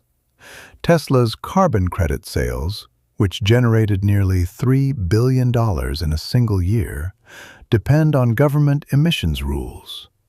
When those rules changed under the One Big Beautiful Bill Act, passed in 2025, that income stream was immediately threatened. An entrepreneur who builds a business that depends on government favor is always one political disagreement away from trouble. Ford learned this too, though in different ways. Every business that operates at massive scale eventually becomes entangled with the government that creates the rules they operate within. The question is whether you manage that relationship carefully or let it become your biggest vulnerability. So what do Ford and Musk actually have in common underneath all the noise? Both grew up feeling like outsiders. Both were obsessed with machines from childhood. Both had the same essential instinct that the thing everyone uses every day can be made dramatically better and dramatically cheaper. Ford looked at a world of horses and saw unnecessary suffering and limitation. Musk looked at a world of gasoline cars and saw the same thing. Both were willing to lose everything to prove their point. Both made enemies constantly because they were impossible to slow down. And both created economic ecosystems so large that entire cities, industries, and social classes were built around what they made. The entrepreneur who changes the world is not smarter than everyone else. They simply refuse to accept the gap between how things are and how they could be. The car you drive today is the direct descendant of everything these two men built. If Ford had not created mass production, there would be no affordable car market for Tesla to disrupt. If Musk had not forced the auto industry to take electric cars seriously, Ford and GM might have waited another decade to electrify. Every breakthrough stands on the shoulders of the one before it. The moving assembly line made the Model T possible. The Model T made the American middle class possible. The American middle class made the consumer economy possible. The consumer economy funded the technology companies that built the Internet. The Internet built the data infrastructure that now feeds the artificial intelligence systems that are about to change everything again. Every revolution enables the next one. The chain does not break. It accelerates. The next revolution is already happening in plain sight. Self-driving cars are being tested on real streets right now. Tesla's full self-driving software is being updated constantly. Waymo cars are operating without human drivers in major American cities. Within the next decade, the idea that you sit behind a steering wheel and manually control a machine traveling at highway speed will seem as strange as the idea of manually cranking a car engine by hand to start it. The jobs built around driving, trucking, delivery, taxi services will face enormous pressure. New jobs will appear that we cannot name yet. This is exactly what happened when Ford's assembly line replaced craftsmen. Short-term disruption, long-term expansion. The economy did not shrink, it transformed. And the people who understood the transformation earliest had the biggest advantage. Here is the single most important idea this entire story is trying to tell you. Every enormous change in how humans live begins with one person who sees a gap between what exists and what is possible. Ford saw it in 1903. Musk saw it in 2004. Someone else is seeing it right now in a garage or a dorm room or a small office somewhere in the world. They are looking at something everyone uses every day, something so normal and familiar that most people stopped questioning it years ago. And they are asking, what if this did not have to work this way? That question, asked with enough conviction and backed by enough relentless action, is the engine that has always moved civilization forward. It is not intelligence alone. It is the refusal to accept unnecessary limitations. The world rewards that refusal more generously than almost anything else you can offer it. 100 years from now, someone will make a video exactly like this one. They will look back at Elon Musk the way we look back at Henry Ford, a complicated, driven, sometimes maddening person who fundamentally changed how humans move through the world. And they will also be talking about the next person, the one who is right now sitting somewhere unremarkable, reading everything they can find, building something in their head that does not exist yet. The one who looked at rockets, or AI, or brain interfaces, or something we have not imagined yet, and said, "This is not good enough. I can make it better." That person is somewhere right now. They might be you. The gap between what the world is and what it could be has never been smaller, and the tools to close it have never been more powerful. The next revolution does not ask for permission. It just begins. 100 years. That is how long the same three countries ran the entire car industry. Germany, Japan, America. These were not just car companies. They were the backbone of entire nations. Millions of jobs, trillions of dollars. Families built their whole lives around these factories. And then, almost overnight, something happened that nobody saw coming. A company that most people had never heard of walked in and started destroying everything. Not slowly, not carefully. Fast, brutally fast. The kind of speed that leaves no time to react. The kind of destruction that looks like a natural disaster more than a business story. What you are about to see is not a success story. It is a warning. Porsche lost 92% of its profits in a single year. Think about that number. Not 2%, not 20%, 92. A brand that rich people all over the world dream about. A brand that charges $100,000 for a single car. Gone. Almost completely wiped out in 12 months. Mercedes watched their profits fall by 28%. Stellantis, the company that owns Jeep and Chrysler and Fiat, reported a loss of $26 billion. $26 billion. That is not a bad quarter. That is a collapse.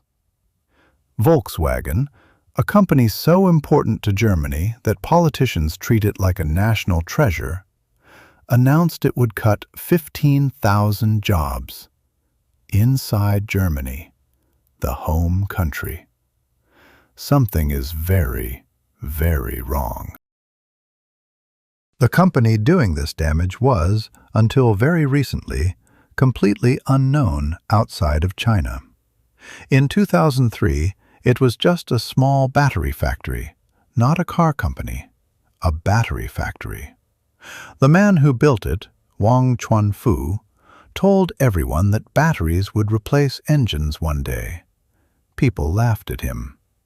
Elon Musk, the most famous electric car person in the world, went on television and mocked him publicly. But Wang Chuanfu kept building, kept investing, kept going when nobody believed in him.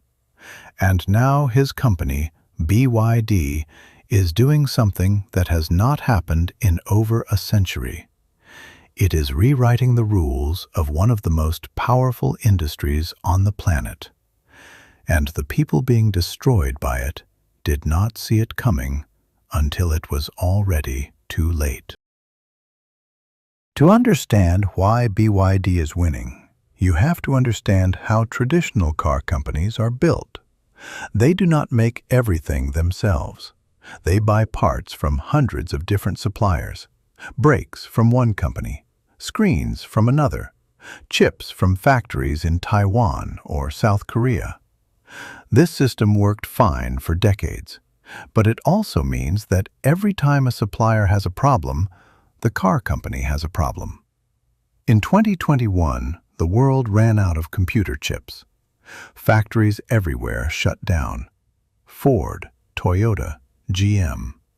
They all had to stop production because they could not get the tiny chips they needed. It cost them billions. BYD did not have that problem. Because BYD makes its own chips. It makes almost everything itself. That one decision changed everything. The strategy is called vertical integration. It sounds complicated, but the idea is simple. Instead of buying parts from other companies, you make the parts yourself. BYD makes its own batteries, its own motors, its own computer chips, its own glass, its own headlights, its own software. When you control everything inside your own factory, something powerful happens. You cut out all the middlemen. Every company that used to take a profit from selling BYD a part, BYD now keeps that money for itself. The cost of making a car drops dramatically. And when your cost goes down, you can charge customers less and still make money. This is how BYD started selling electric cars at prices that seemed impossible.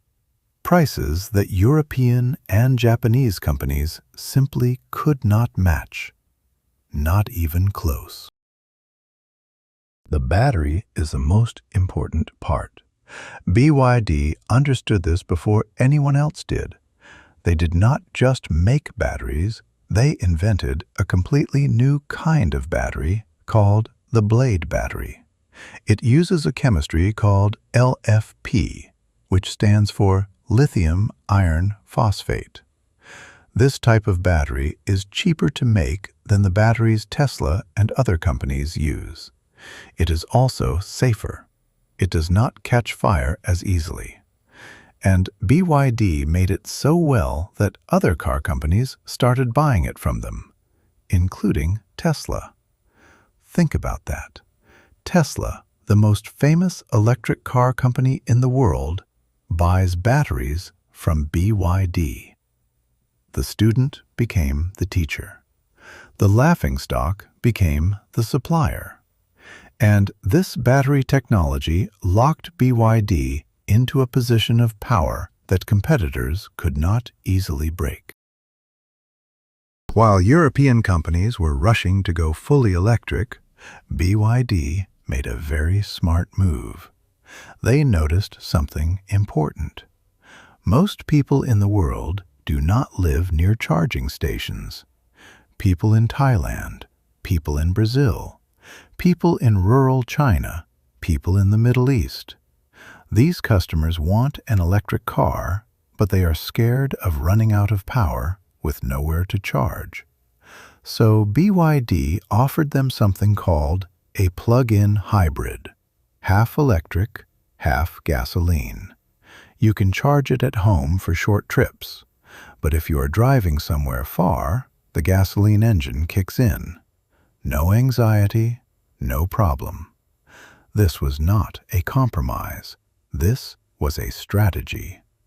BYD used hybrids to sell millions of cars in markets that were not yet ready for full electric. They got the scale first.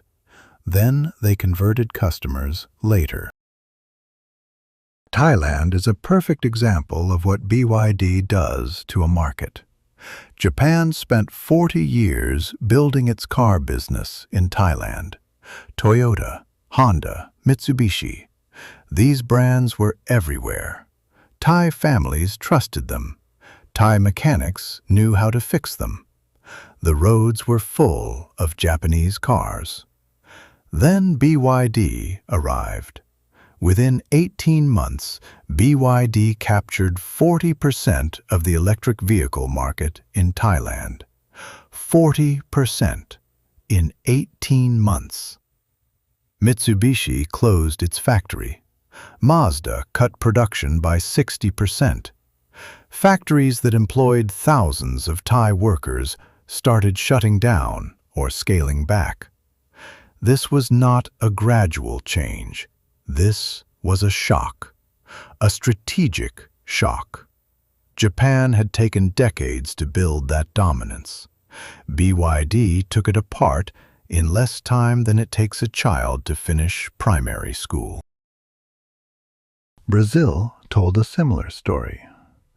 BYD went into Brazil and within 1 year captured 72% of the electric vehicle market. 72%. almost the entire market in 1 year. They did not even build their own factory from scratch. Ford had already given up on Brazil and abandoned their old factory. BYD moved in and took it over.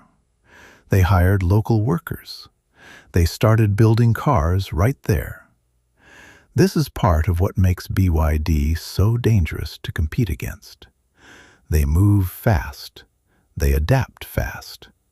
They find the gaps that other companies leave behind when they retreat, and they fill those gaps immediately, like water filling every crack in a stone wall. And once they are inside a market, once people are buying their cars and trusting their brand, it becomes very difficult to push them out. Europe was supposed to be different. European customers are sophisticated. They value quality and heritage. Audi, BMW, Mercedes. These brands stand for something. Engineering pride, decades of reputation. European consumers would never choose a Chinese car over a German one. That was the assumption. The assumption was wrong. BYD now holds more than 11% of the electric vehicle market in Europe, and that number grows every quarter. Renault, the famous French car company, posted its first net loss in 5 years. Audi is losing market share in its own home country. The continent that gave the world the automobile is now watching a Chinese company take pieces of its market, one city at a time. The pride is gone. The panic is setting in. The only major market where BYD cannot freely compete is the United States. America put up a wall of tariffs to keep Chinese cars out. Very high taxes on imports. This made BYD vehicles too expensive for American buyers. So, for now, the American market is protected. But people who study trade and economics will tell you this protection has a time limit. BYD is already building factories in Mexico. They are getting closer. They are patient. And the strategies they are using in Europe, Thailand, Brazil, and the Middle East are all being refined and perfected. Every market they enter teaches them something new. By the time they find a way into America, they will have more experience than any car company has ever had in the history of global expansion. The wall will not hold forever. Now we need to talk about the part of this story that nobody in the financial press wants to explain clearly. Because what BYD has accomplished is not purely the result of great engineering or brilliant strategy. There is a third ingredient. And this ingredient is the reason traditional car companies cannot simply copy what BYD did. Between 2015 and 2020 alone, the Chinese government gave BYD approximately $4.3 billion in direct subsidies. $4.3 billion. Just in direct payments. And this does not count the free land for factories, the loans from state banks at zero interest, the guaranteed government contracts to buy buses and taxis, the tax breaks on research and development. When you add all of this together, you begin to understand why BYD's prices seem impossible to match. Here is the reframe that changes everything you think you know about this story. BYD is not a private company winning in a free market. BYD is a weapon built and funded by the Chinese government to destroy the car industries of other nations. In 2016, The money BYD received from the government was larger than the company's entire profit for that year. That means without the government money, BYD would have been a loss-making company. It would have been failing. But it kept going, because the Chinese government needed it to keep going. This is not capitalism. This is not fair competition. This is a country deciding to target an entire global industry and funding a company to demolish it. The car companies fighting BYD are not fighting a competitor. They are fighting a nation. For every car BYD sells, experts estimate that somewhere between $2,000 and $4,000 of government money is embedded in the price. It is not visible. It does not appear on the sticker, but it is there. Inside the cheap land the factory was built on, inside the interest-free loans that financed the machines, inside the tax breaks that kept profits higher than they should have been. When a German engineer sits down and tries to figure out how to match BYD's price, they cannot do it.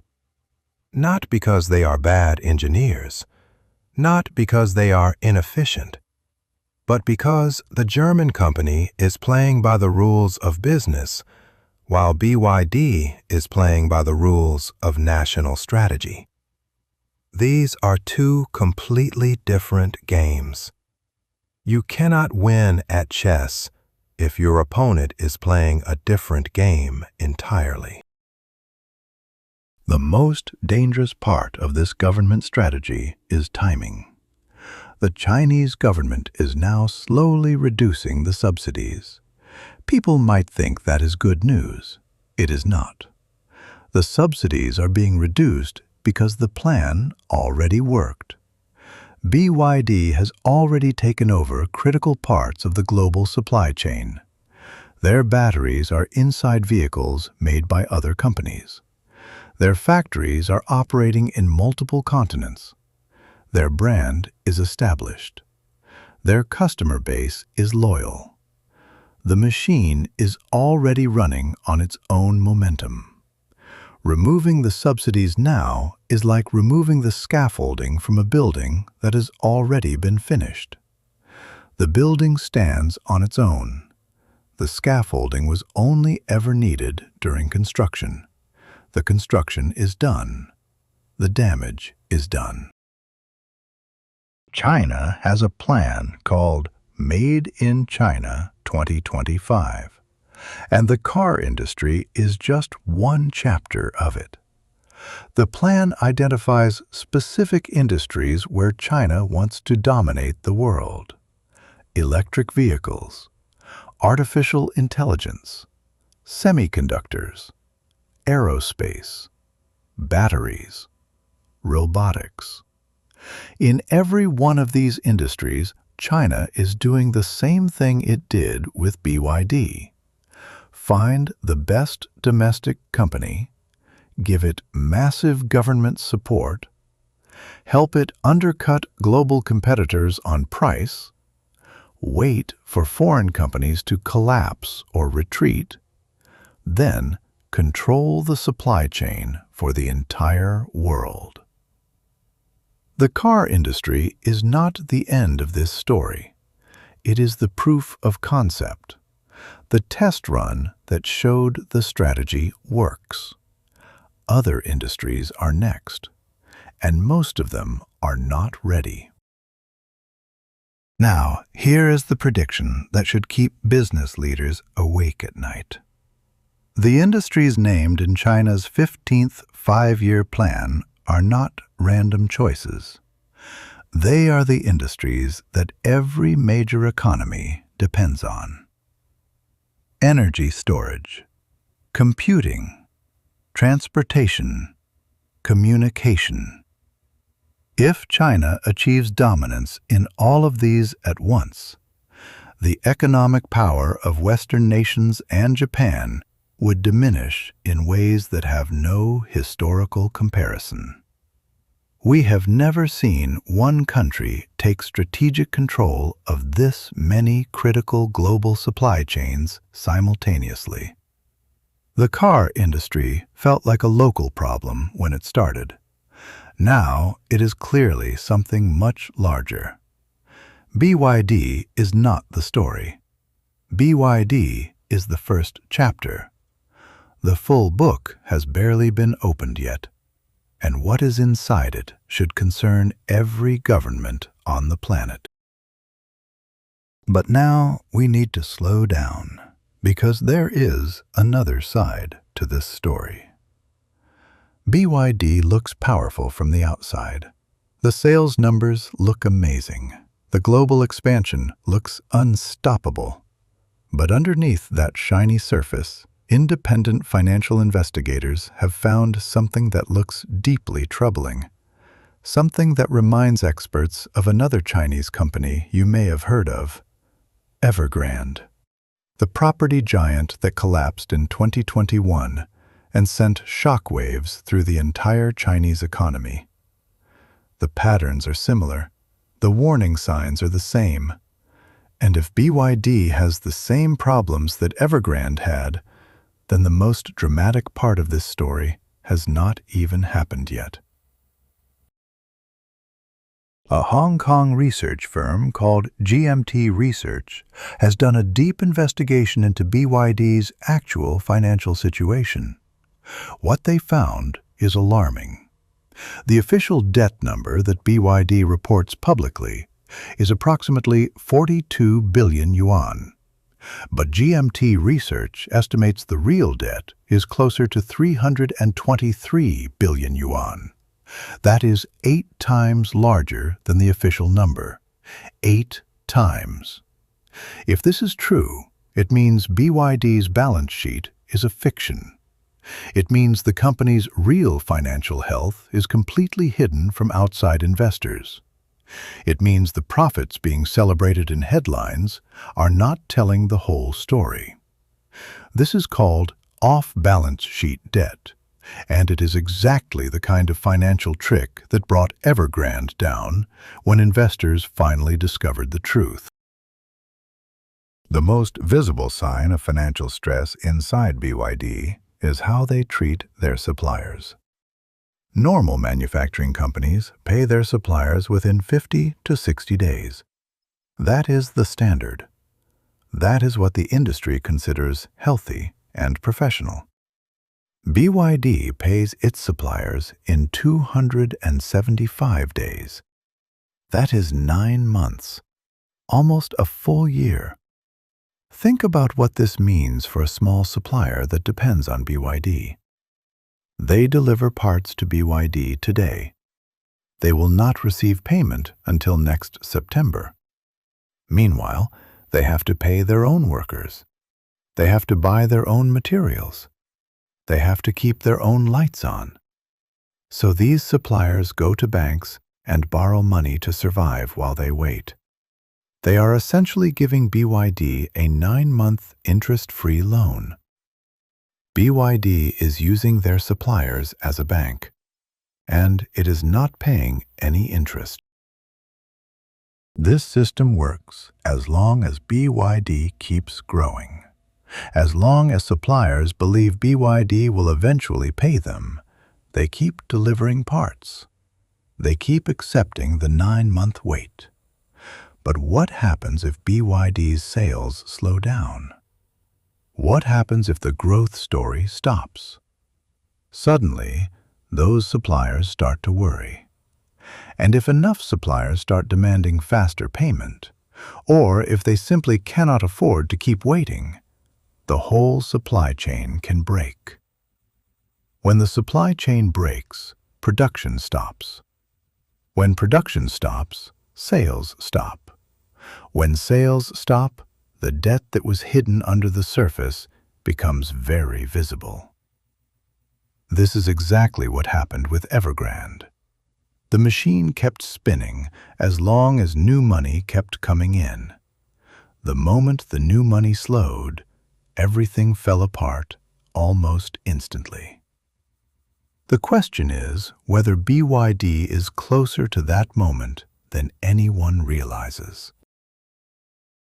Then there is the question of the sales numbers themselves. BYD announced that it sold 4,250,000 vehicles in 2024. That is an enormous number. But investigators and journalists who went to look at the actual evidence found something that does not add up. Across China, in large open fields and parking lots, thousands of brand-new BYD vehicles are sitting unused, not being driven, not being delivered to customers, just sitting, rusting, with 0 kilometers on the odometer. How did these vehicles get counted in the sales numbers if no real customer ever bought them? The answer is a practice called channel stuffing. Here is how it works. At the end of every month, BYD needs to hit its sales targets. These targets are what investors and journalists look at. So to make the numbers look good, BYD dealers register vehicles under the names of shell companies and partner businesses. These vehicles are officially counted as sold. The numbers go up. The headlines say BYD sold a record number of cars. But no real person drove that car home. No real customer bought it. A salesperson in Guangzhou was recorded admitting that he registers 200 to 300 cars under partner company names every single month, just to make the targets. These cars then appear on resale markets as used vehicles with 0 kilometers. The sales numbers are, at least in part, a performance, not a reality. The quality problems are also becoming impossible to ignore. In China, when BYD launched a new SUV called the Sea Lion, customers flooded social media with complaints. In just 1 week, more than 5,000 complaints were posted. Electrical systems failing, GPS giving wrong directions, windshield wipers stopping during rain. These are not small issues. These are safety problems. BYD has also issued multiple massive recalls.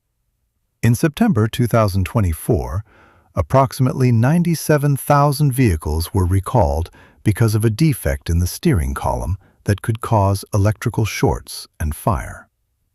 Then, in October 2025, another 115,000 vehicles were recalled for a separate structural problem. 2 massive recalls within 13 months. This is not normal for a healthy, well-run car company. The situation in Brazil added another dimension of damage to BYD's reputation.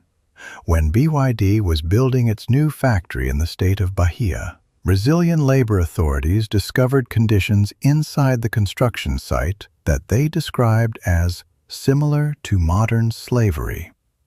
163 Chinese workers had their passports confiscated. They could not leave.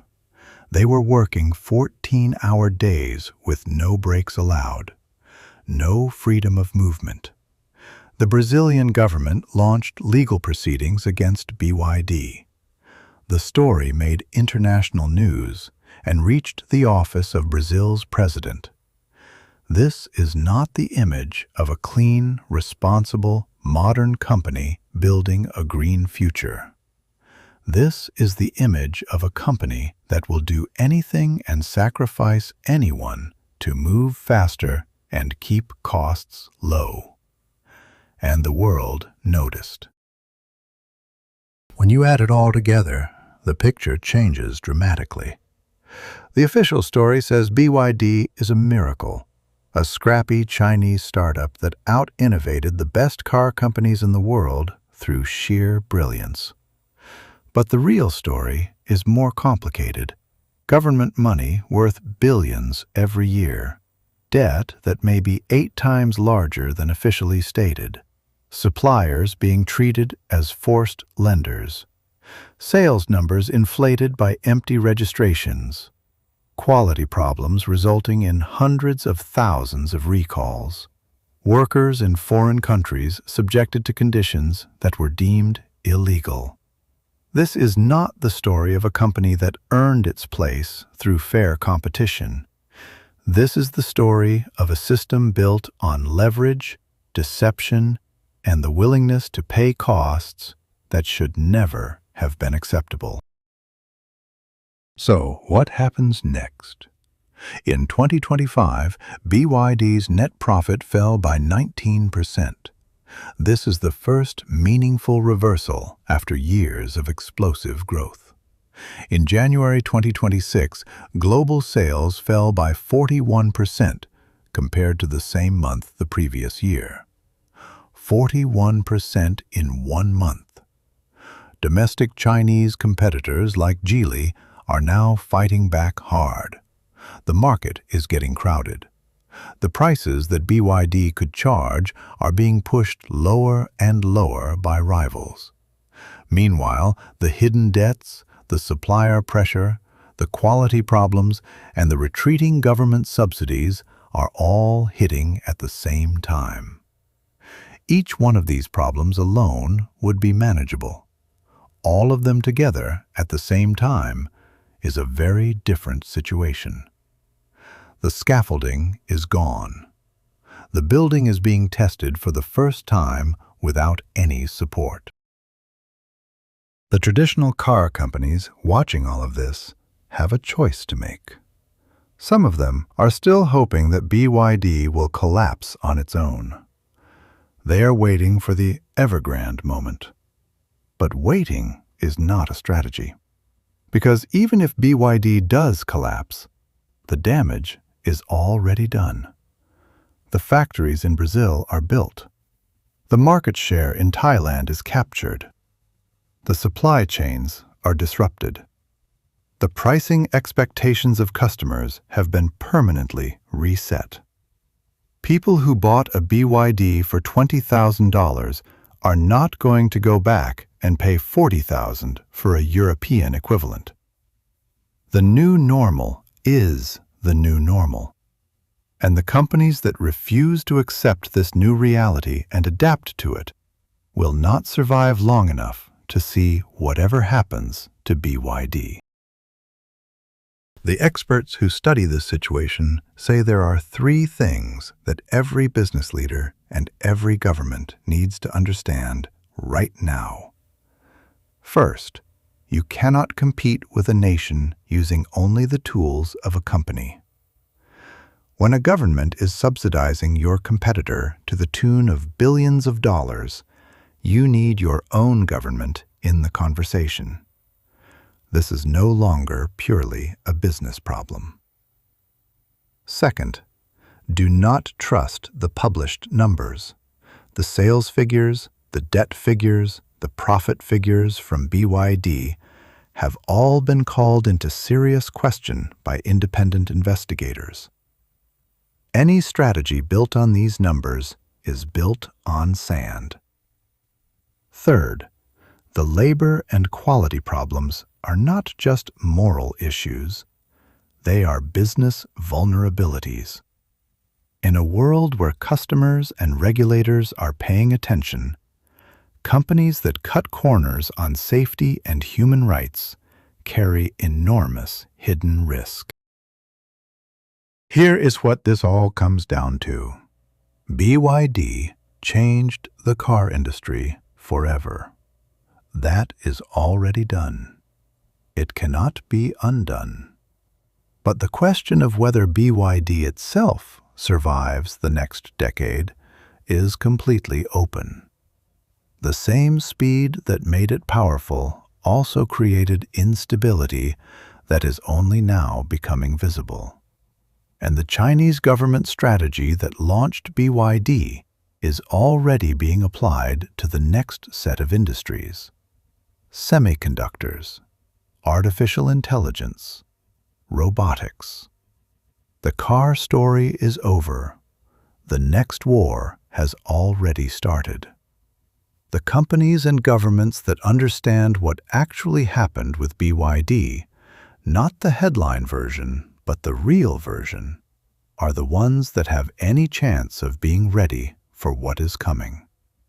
Everyone else is still celebrating a race that ended 3 years ago, while the next one is already in its final lap. 3 days. That is all it took. For 3 days, one man held more money than anyone else on the entire planet. More than Bill Gates. More than every tech billionaire you have ever heard of. And then, almost overnight, he lost 99% of it. We are talking about $59 billion. Gone. Vanished. The kind of number that is impossible to picture. Most people would have crawled into a corner and never come back. But this man? He laughed. He actually laughed. And then he got back to work.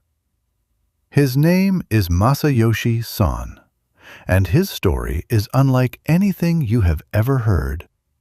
Because losing everything was not the end of his story. It was barely even the beginning. Picture a tiny wooden shack sitting on land that nobody was supposed to live on. The smell of pigs drifting through the air. A family squeezed into a space most people would not call a home. This is where Masayoshi Son was born in 1957 in Saga, Japan. His family had no legal right to even be on that land. They were Korean immigrants in a country that did not always welcome them. Money was so tight that his father brewed illegal alcohol just to keep the family alive. This was rock bottom. This was the starting line.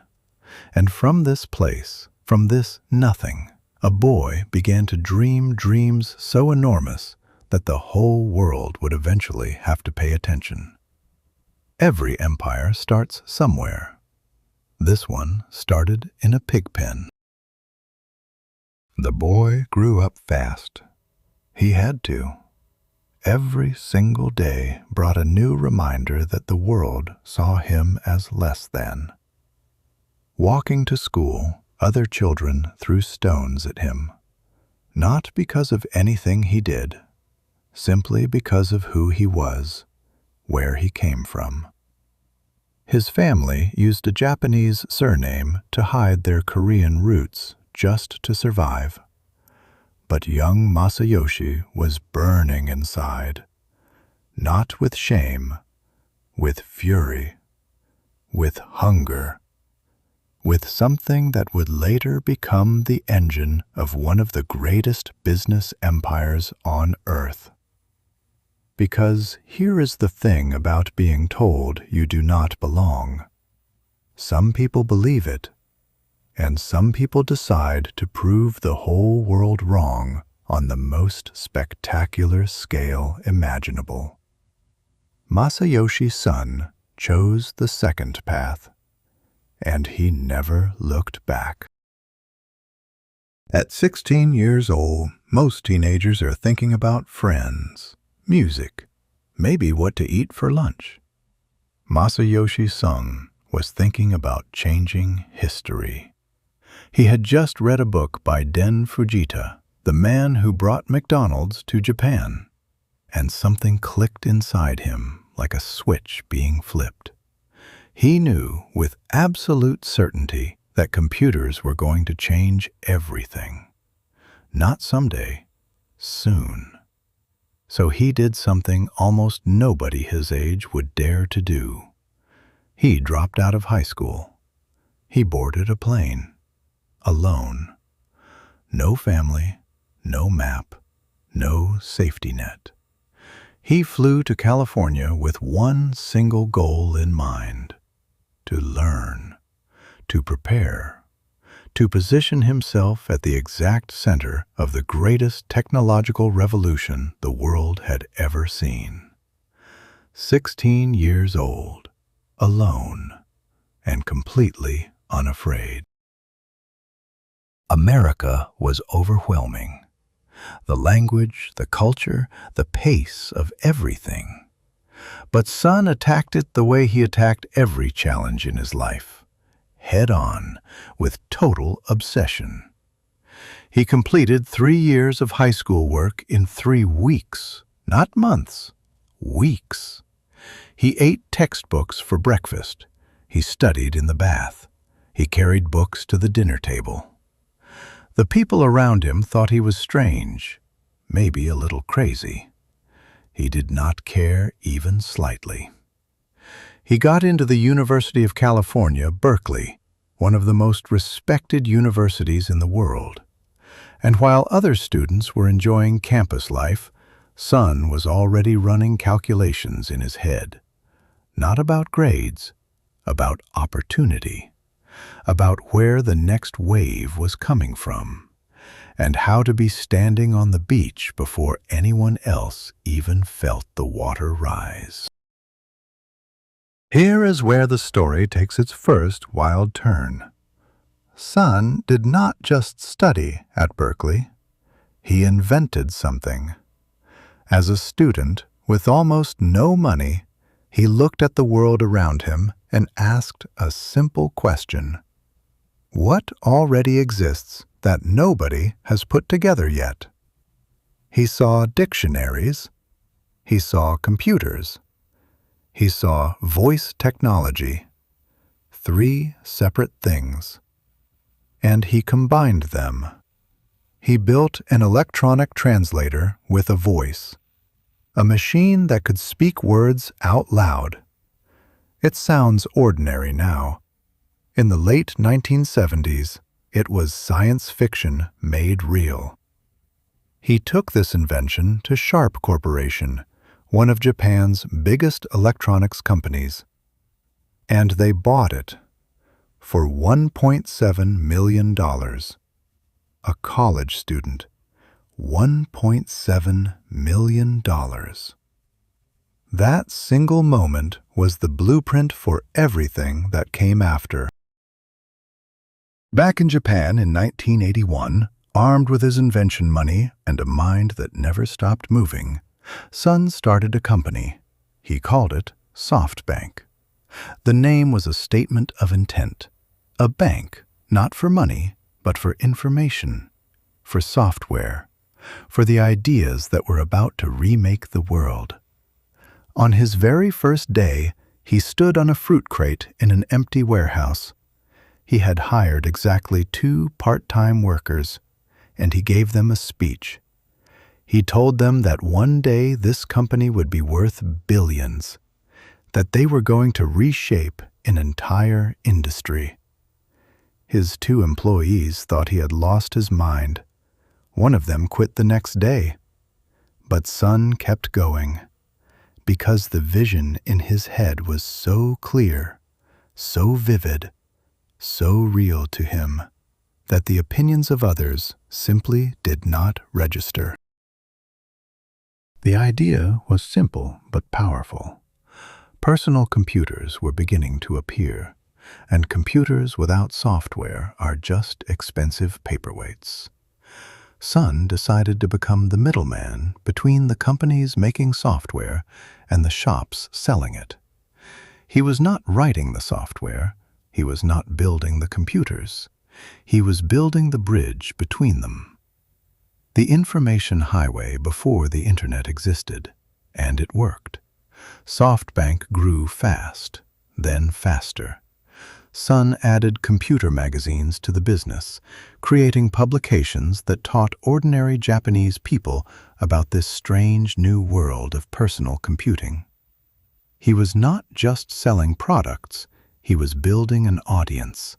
He was educating a country, and with every new reader, every new customer, he was quietly laying the foundation for something much, much larger. Then came the first real test. Just a few years into running SoftBank, Sun was diagnosed with chronic hepatitis, a serious liver disease. Doctors told him he might have only 5 years to live. Most people in that situation slow down. They reassess. They spend more time with family. Sun did the opposite. He became more urgent, not less. He said later that facing death made everything clearer. It stripped away all the noise, all the small thinking, all the hesitation. If you only have 5 years, you stop wasting time on things that do not matter. You go straight for the biggest, most important thing you can possibly do. And so he pushed harder. He survived, but that brush with mortality permanently changed how he moved through the world. Always forward, always at full speed. By the mid-1990s, a new wave was forming. Sun could feel it. Most people could not see it yet, but he had been watching it build for years. The internet was coming, not just for scientists, not just for governments, for everyone. He made his move. In 1995, he invested in a small, barely known American startup called Yahoo. People told him it was reckless. They said nobody knew what the internet even was yet. Sun did not argue. He just wrote the check. Then he went further. In 1996, he partnered with Yahoo to create Yahoo Japan. And Yahoo Japan did not just succeed, it dominated. It became the front door of the Japanese internet for an entire generation. Every person who ever searched for something online in Japan in the late 1990s started their journey through a door that Sun had built. By the year 2000, Sun was at the absolute peak of his power. SoftBank's stock had exploded. His personal fortune had grown to an almost incomprehensible level. He was, for a brief, shining moment, the richest person on earth, richer than anyone. And then the dot-com bubble burst. Technology stocks collapsed around the world like a row of dominoes. SoftBank's stock fell 98%. In terms of raw numbers, Sun lost $59 billion. Not in a year, not in a month. In what felt like the blink of an eye. His employees were terrified. Journalists wrote obituaries for his career. The financial world whispered that it was over. But here is what almost nobody knows about what happened next. In the middle of all this chaos and ruin, Sun had already made a small, quiet investment that would eventually make everything else irrelevant. The year was 2000. The world was in financial chaos, and a man named Jack Ma came to visit. Jack Ma was a former English teacher from China. He had an idea for an online marketplace, a way for small businesses in China to sell their products to the world. He did not have a finished business plan. He did not have revenue. He barely had a functioning website. And he was asking investors for money. Every single investor he talked to said no. Every one. Then he sat down with Masayoshi Sun. The meeting lasted 20 minutes. Sun did not ask to see a financial model. He did not study spreadsheets. He looked at Jack Ma. He looked into his eyes, and he saw something. Hunger, fire, the same thing he had seen in his own mirror every morning since he was a teenager in a pig pen in Saga. Sun invested $20 million in Alibaba. 20 minutes. $20 million. No contract reviewed line by line. No lengthy board discussions. Just a decision made from the gut and from vision. And what happened to that $20 million? It grew, and grew, and grew. By the time Alibaba went public in 2014, Sun's stake was worth $75 billion. By 2018, it had grown to $132 billion. That is the single greatest return on investment in the entire history of venture capital. 7,000 times his original investment. Let that land for a second. If you put in $20 and got back $140,000, that is the same kind of return. $20 million became $132 billion because he trusted a pair of eyes in a 20-minute meeting. Now stop, because here is the moment where this story completely changes direction, and where you need to pay very close attention. Because what Sun did next was not just bold. It was something that had never been attempted at this scale in the history of business. He looked at everything coming: artificial intelligence, robotics, autonomous vehicles, the complete rewiring of how human civilization works. And he decided that the old way of investing was too slow, too small, too timid. He did not want to invest in the future. He wanted to own it. He wanted to build a machine so large and so powerful that it could place enormous bets on dozens of companies simultaneously and reshape entire industries by the sheer force of capital. What he was planning would make everything he had done before look like a warm-up. In 2016, Sun made a move that stunned the technology world. He spent $32 billion to buy a British company called Arm Holdings. Arm does not make smartphones. It does not make laptops.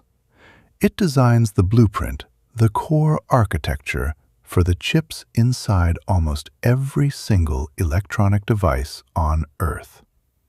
Your phone almost certainly runs on an ARM design. Your tablet does too. Smart TVs, cars, medical equipment. Billions of devices, all built on the foundation that ARM created. Sun understood something that almost no one else did at the time. The age of artificial intelligence was coming, and AI needs chips to think. Whoever controls the blueprint for those chips controls the nervous system of the future. $32 billion for the nervous system of the future. When you say it like that, it sounds like a bargain. 1 year later, in 2017, Sun did something even more extraordinary. He launched the SoftBank Vision Fund. $100 billion. The largest technology investment fund in the history of the world. Not 50 billion, not 80 billion, 100 billion. To put that in perspective, all the venture capital investment in the entire United States in a typical year is roughly $50 billion. Sun raised twice that into a single fund. He got money from Saudi Arabia's Sovereign Wealth Fund, from Abu Dhabi, from Apple and other major corporations, And then he went shopping.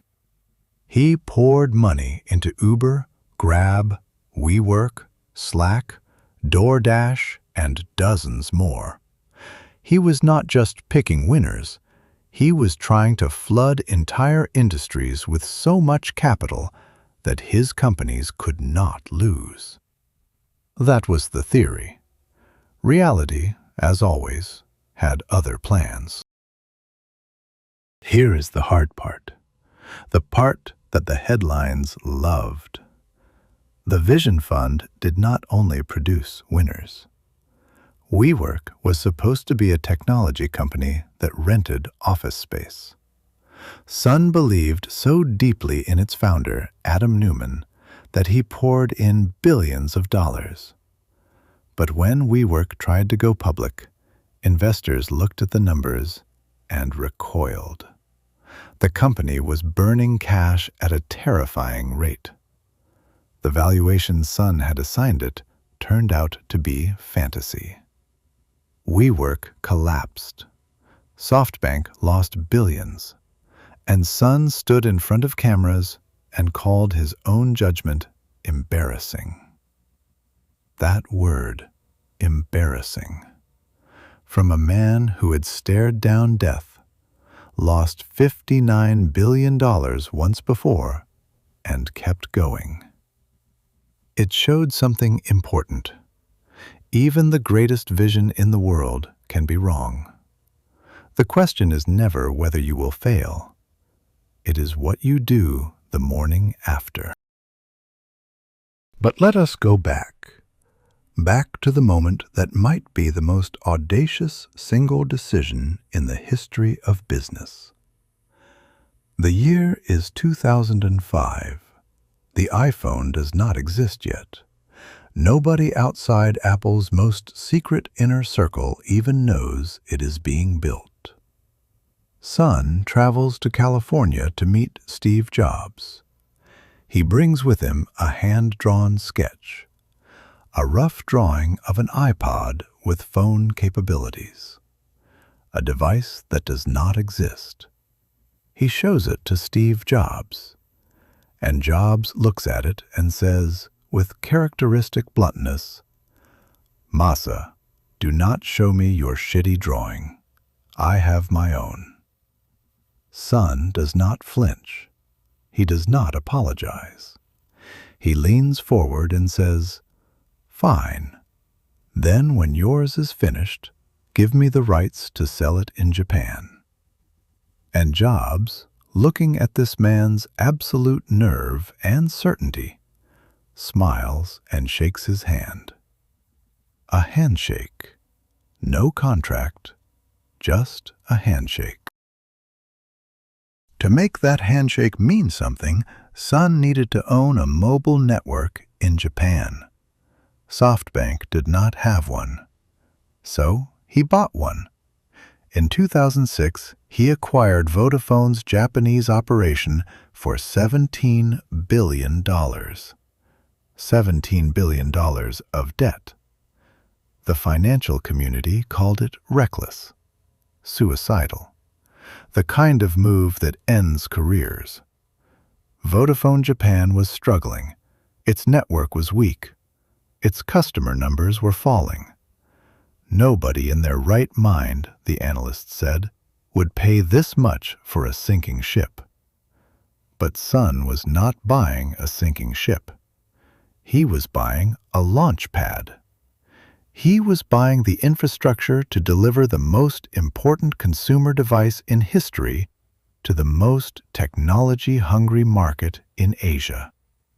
He was not looking at what Vodafone was. He was looking at what it was about to become the moment a certain phone arrived. July 11, 2008. iPhone 3G launch day in Japan. The lines outside SoftBank stores stretched for blocks. People camped overnight in the summer heat. And something happened that had never happened in the Japanese mobile market before. Customers started switching carriers. Not in small numbers, in massive waves. The word for switching your phone number to a different network is MNP in Japan, and SoftBank's MNP numbers went through the roof. Docomo and au, the giants who had dominated the market for years, watched in disbelief as their customers walked out the door. All because one man had made a drawing 2 years earlier and flown to California to show it to Steve Jobs. All because of a handshake. All because Sun had seen where the wave was going and had simply been standing there, ready, waiting for it to arrive. The iPhone deal changed everything for SoftBank. Revenue exploded. The weak, struggling network Son had bought for $17 billion was now carrying data for millions of customers who were streaming, browsing, downloading, living on their phones. And the cash that flowed in gave Son something precious: firepower. The ability to make his next moves without asking anyone for permission. He kept buying companies. He kept investing. He purchased Sprint in America. He expanded across Asia. He built a portfolio of tech businesses that spanned the globe, each one connected to his central idea, that information, the flow of data, the exchange of knowledge between people, was the most valuable commodity on Earth. And whoever controlled the pipes, the platforms, and the devices that carried that information would control the future itself. Son often talks about something he calls his 300-year vision. Most businesses plan 5 years ahead. Some plan 10. Son thinks in centuries. He has said publicly that his goal is to build something that will still be relevant and still be changing human life 300 years from now.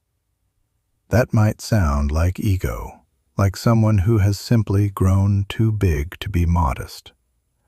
But think about it differently.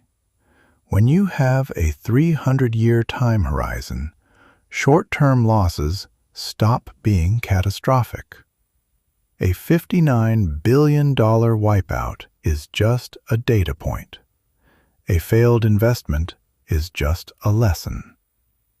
The critics who wrote him off after the dot-com crash, after WeWork, after every stumble, are thinking in quarters. Son is thinking in centuries. That mismatch in time horizon is perhaps the single biggest reason he keeps coming back when everyone else assumes he is finished. After the 2011 earthquake and tsunami devastated Japan, Son did something unexpected. He announced that SoftBank would invest in renewable energy, solar farms, wind power. He pledged $100 million of his own personal savings to disaster relief. And he lobbied the Japanese government to deregulate the energy market so that private companies could build the clean energy infrastructure Japan desperately needed. People asked why a technology investor was suddenly talking about solar panels. Son's answer was simple. The next revolution needs power. Artificial intelligence runs on electricity. Data centers consume enormous amounts of energy. If you want to own the future of computing, you need to own the fuel. It was not charity. It was not distraction. It was the same pattern playing out again. See the next bottleneck before anyone else does, and quietly move to control it. Now let us talk about what Son is building today. Because what he is doing right now makes everything we have discussed so far look like the opening chapters of a much larger story. Son has been talking openly about something called ASI, artificial superintelligence. Not just AI that can help you write an email or suggest a movie, but intelligence that surpasses human thinking by a factor of 10,000. A mind that can solve problems that have defeated humanity for centuries. Disease, climate, poverty, the mathematics of existence itself. Sun believes this is not science fiction. He believes it is coming within years, not decades.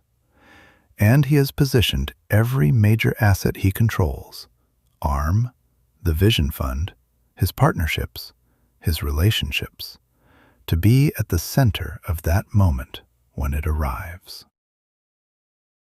The Stargate project is perhaps the clearest signal of where Sun is placing his bets right now.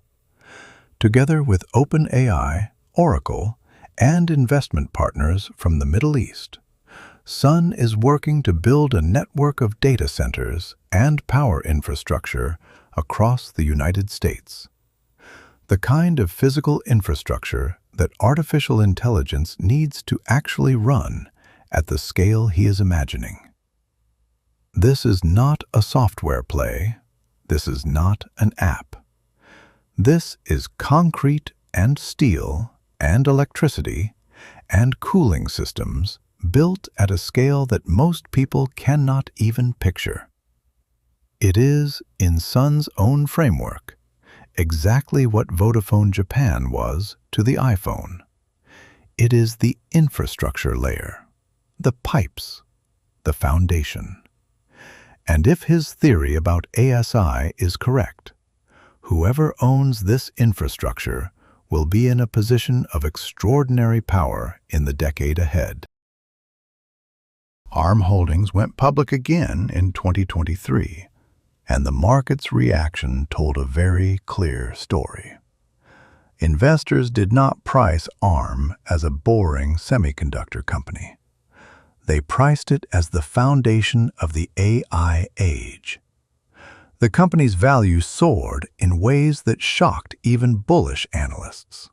And Sun, who had held on to ARM through years of pressure to sell, through a failed acquisition attempt by NVIDIA, through all the criticism about the Vision Fund and his judgment, suddenly looked like the most patient and most correct investor in the world. The thesis that had seemed so abstract in 2016, that whoever designs the chips for AI controls everything, was no longer abstract. It was happening in real time, right in front of the entire investment world. The man who lost $59 billion had been right about the most important technology bet of the century. Think about the thread that runs through this entire life. A boy in a pig pen in Saga who gets stones thrown at him on the way to school. A teenager who crosses an ocean alone at 16. A college student who sells an invention for more than $1 million. A founder who builds an empire, loses almost everything, and comes back stronger. Every single time the world said stop, he accelerated. Every time the conventional wisdom said impossible, he found a way. And right now, in his 60s, Masayoshi Son is not slowing down. He is making the largest bets of his life. He is moving faster than at any point before. Because he believes, with everything he has, that the biggest wave in human history is just now beginning to form.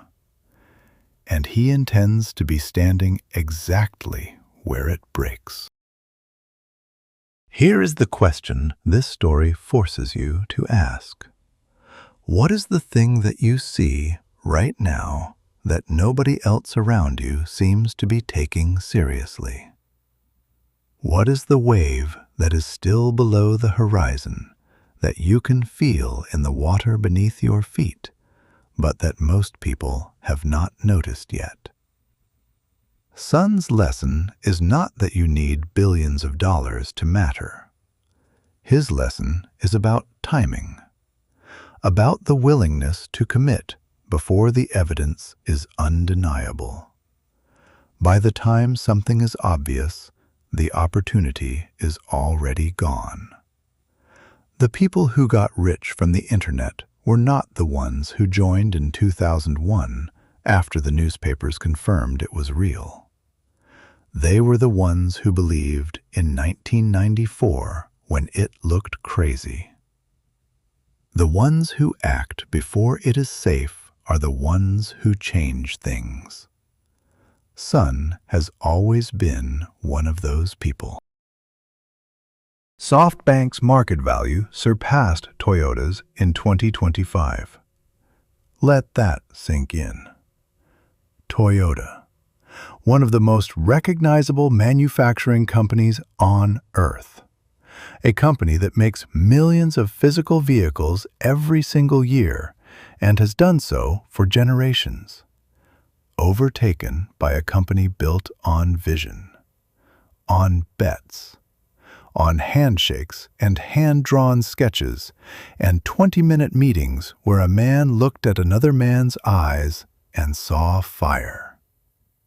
The market was not voting on what SoftBank had already built. It was voting on what it believes SoftBank is going to build next.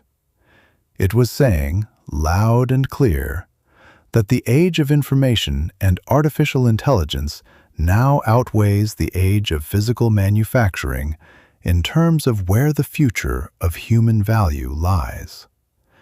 That shift is not going to slow down. It is going to accelerate.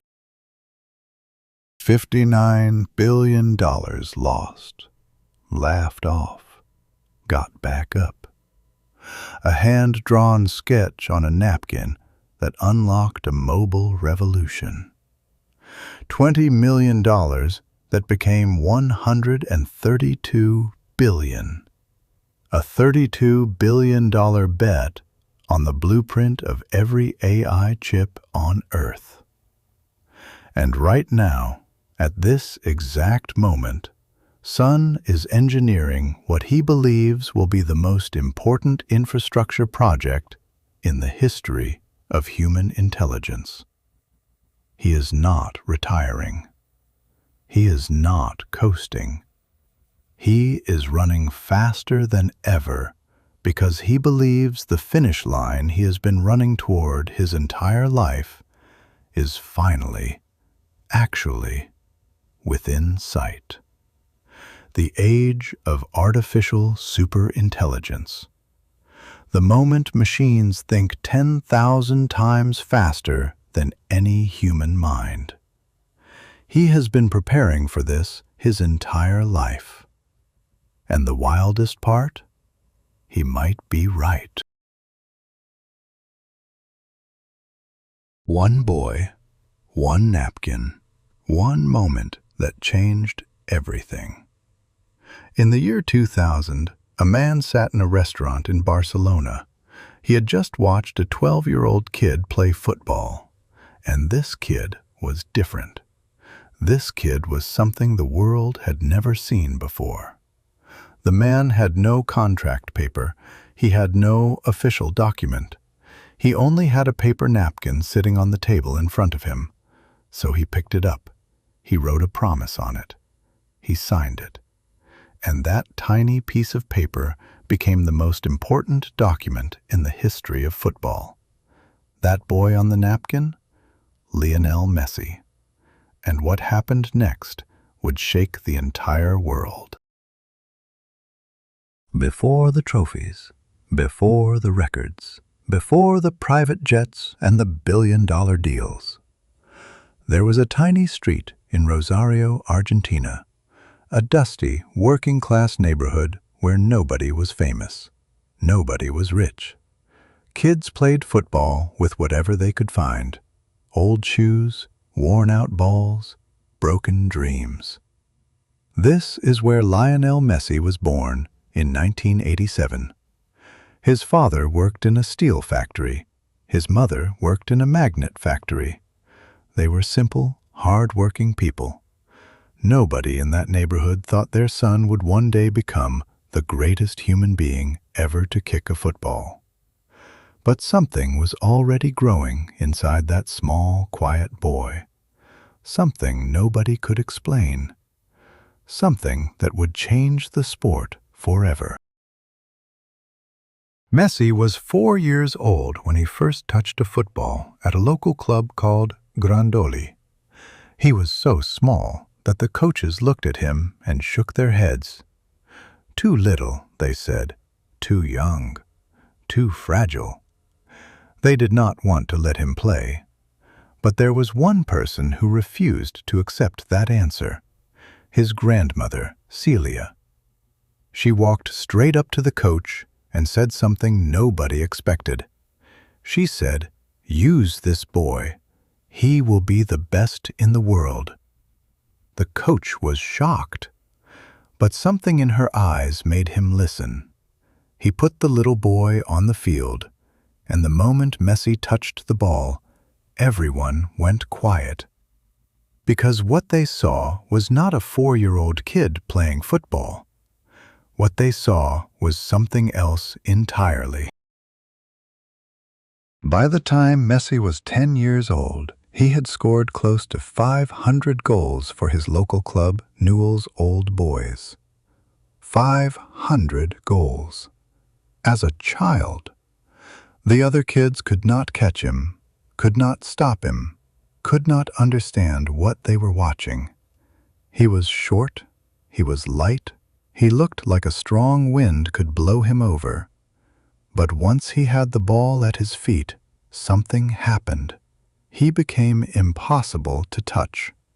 His body stayed low to the ground like a magnet pulling him down. He could change direction in half a second. He could accelerate from standing still to full speed in the blink of an eye. Other boys his age were still learning how to tie their boots. Messi was already breaking records no adult had ever set. But then came the news that nearly ended everything before it even began. When Messi was 10 years old, doctors discovered something wrong with his body. He had a condition called growth hormone deficiency. What that means in simple terms is this. His body was not producing the chemicals it needed to grow properly. Without treatment, his body would stop developing. His bones would not grow. His muscles would not grow. He would stay small in a way that was not healthy. The treatment existed. There was a way to fix it. But the treatment cost a lot of money. Money that his family simply did not have. And just like that, the future of the greatest footballer who ever lived was hanging by a thread. A very thin, very fragile thread. What happened next would test the entire Messi family in ways most people cannot imagine. At 11 years old, Lionel Messi had to give himself injections every single night. He would sit down, take a needle, and push it into his own leg. Not once a week, every night. He would rotate between his left leg and his right leg. Left one night, right the next. Night after night after night. Most adults would struggle with this. Most grown men would find reasons to stop. But this boy, this 11-year-old child, never complained. He just did it. Quietly. Without drama. Without tears. Because he wanted to play football more than he wanted to avoid the pain. That quiet determination in a child says more about who Messi truly is than any trophy ever could. His local club in Argentina, could not pay for the treatment. They tried. They wanted to help. But the financial crisis hitting Argentina at that time made it impossible. Other clubs were approached. Nobody stepped forward. The dream was dying. Then word reached Europe. A scout for FC Barcelona, a man named Carlos Rexach, had heard about this impossible boy in Argentina. He flew over to see him play, and what he witnessed left him standing with his mouth open. He had watched thousands of young players in his career. He had seen talent many times, but this was not talent. This was something he had no word for. He knew right then that he had to sign this boy, whatever it took, no matter what. Rexach went back to Barcelona and told the directors about Messi. He said, "This boy is unlike anything I have ever seen. Sign him now." But the directors were cautious. The boy was young. He was foreign. He was unproven at any professional level. They hesitated. Rexach grew frustrated. He knew that every day they waited, the risk of losing Messi grew. So he did something that sounds almost too strange to be true. He sat down in a restaurant. He took a paper napkin from the table, and he wrote out a promise. A commitment from Barcelona to sign Messi, pay for all his treatment, and give him a real chance at becoming a footballer. He signed it. The most important contract in football history was written on a napkin, a piece of paper most people would throw away without thinking. And so, at 13 years old, Lionel Messi left Argentina. He left his home. He left his neighborhood. He left his grandmother, who had believed in him from the very beginning. He crossed the ocean and arrived in Barcelona, Spain, a city he did not know, a language he barely spoke. He moved into the youth academy of FC Barcelona, a place called La Masia, which means the farmhouse in Catalan. La Masia was not just a football school. It was a place where boys lived together, slept together, ate together, trained together. It was a full life inside four walls. And for a quiet boy from Argentina who missed his family every single day, it was one of the hardest things he ever had to do. But he stayed, because of a napkin, and because of a dream. La Masia was where Messi met two other boys who had become his lifelong teammates. Gerard Piqué, who would grow into one of the best defenders in the world, and Cesc Fabregas, a midfielder with a brain that saw the game 3 seconds ahead of everyone else. Together, the three of them were called the Baby Dream Team. They trained every day under Barcelona's philosophy, and that philosophy can be summed up in one simple idea. Passing is a conversation. Move the ball. Trust your teammates. Think before you touch. Control the space. Messi absorbed all of this, and it changed him. He was already a devastating dribbler, but now he was learning how to think like a chess player, how to read the game before it happened, how to be in the right place before anyone else knew where that place would be.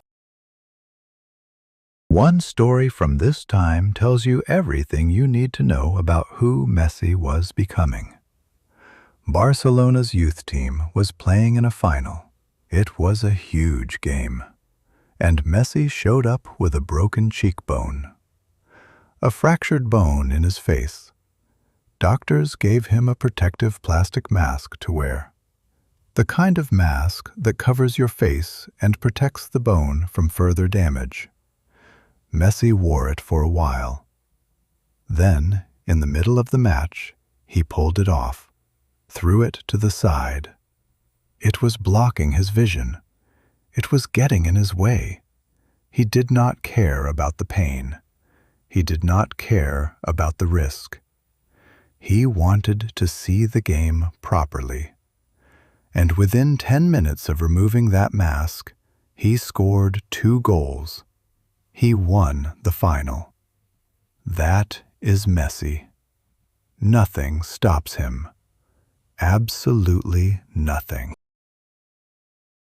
In October 2004, at just 17 years old, Lionel Messi made his first appearance for Barcelona's senior team. He walked onto that pitch alongside players he had watched on television just a few years earlier. And the man who helped him most in those early days was Ronaldinho, the Brazilian superstar with the biggest smile in football. Ronaldinho saw something in Messi immediately. He treated him like a younger brother. He passed to him in training when he did not have to. He pushed for Messi to play more. And in a match against Albacete, Ronaldinho played a perfect chip pass to Messi, who was barely 17. Messi controlled it, shot, scored.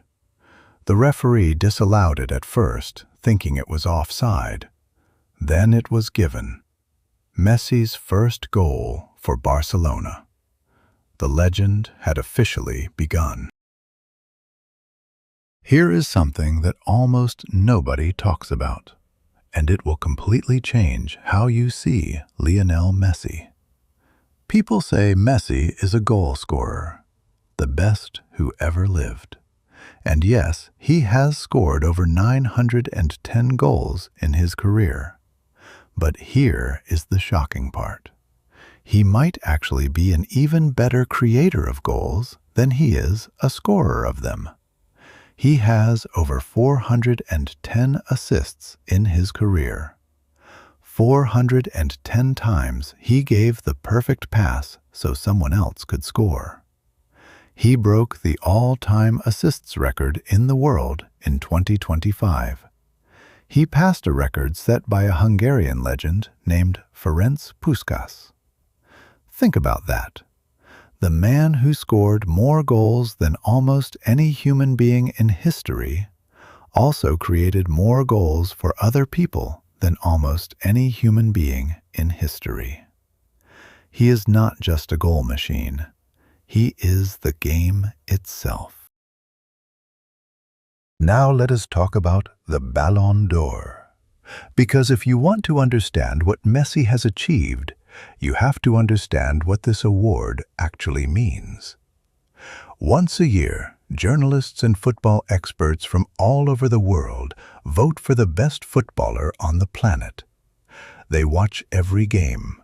They study every performance. They consider goals, assists, creativity, leadership, the impact on their team. And they vote. The winner receives a golden ball trophy. It is called the Ballon d'Or, and Messi has won it 8 times. 8. No other player in history has won it more than 6. He has won it so many times that the record is not just broken. The record is shattered, buried, gone. Messi has redefined what winning means in this sport, and he is still playing football right now. But here is what makes the Ballon d'Or story even more unbelievable. In 2010, a different player won it. In 2018, a different player won it. People started saying Messi was done. They said his time had passed. They said younger players would take over. They were wrong. Every single time. Messi came back, won again, came back, won again. The last time he won it was in 2023, at 36 years old. in a league that most European football fans considered less competitive, in a city most football purists had never paid attention to. He won the Ballon d'Or while playing for Inter Miami in the United States of America.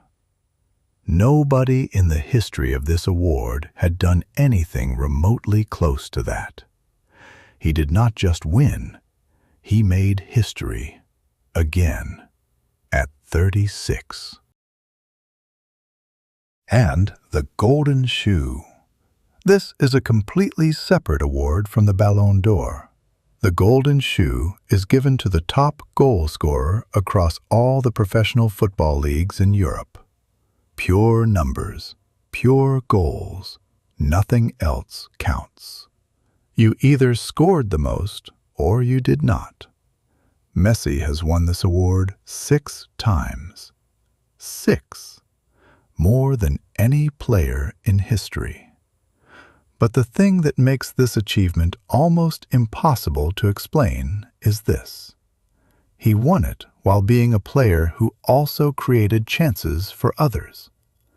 Most top goal scorers are pure strikers. They live inside the penalty box. They wait for the ball. They score. Messi scored from everywhere. From outside the box. From free kicks. From dribbles that started 40 meters away from goal.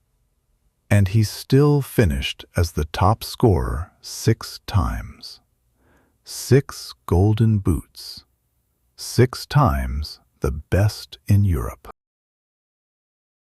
Here is the bold prediction that most people are afraid to say out loud. When Messi retires, which could happen any year now, football will never produce another player like him. Not because players will stop being talented, not because training methods will get worse, but because Messi is a once-in-a-civilization event. Scientists use the term black swan to describe something that happens so rarely that you cannot plan for it. Messi is a black swan. His exact combination of low center of gravity, growth hormone treatment at exactly the right age, Barcelona's philosophy at exactly the right time, and a mental strength that borders on supernatural will never happen again in exactly the same way. We are not watching the best in a long line of great players. We are watching a biological and cultural miracle that will not repeat itself for a very, very long time. Now let us talk about the tactical revolution. Because Messi did not just score goals, he changed how the game of football is played. Before Messi, there was a simple rule in football that almost every team followed. Your number 9 is your striker. Your striker stays at the top of the pitch. He waits near the opponent's goal. He is always looking for the ball to score. That was the rule. Messi broke it completely. Under coach Pep Guardiola, Messi started playing as what is now called the false 9. He would start in the striker position, but then he would drop back into midfield. And when he did, defenders had a terrible choice to make, a choice that had no good answer, a choice that broke their entire defensive structure every single time. Think about it from a defender's point of view. Your job is to mark the striker, to stay close to him, to stop him from getting the ball near your goal. Simple enough. But then Messi starts walking backward toward the middle of the pitch. What do? If you follow him, you leave a massive empty space behind you, and one of Messi's teammates runs into that space and gets a free shot at goal. If you stay where you are and do not follow him, Messi gets the ball in space with time to think. And when Messi has the ball with time to think, it is already too late for your team. You lose either way. There is no correct answer. Defensive coaches all over the world spent years trying to solve this problem. Many of them never found a solution. That is the genius of the false nine.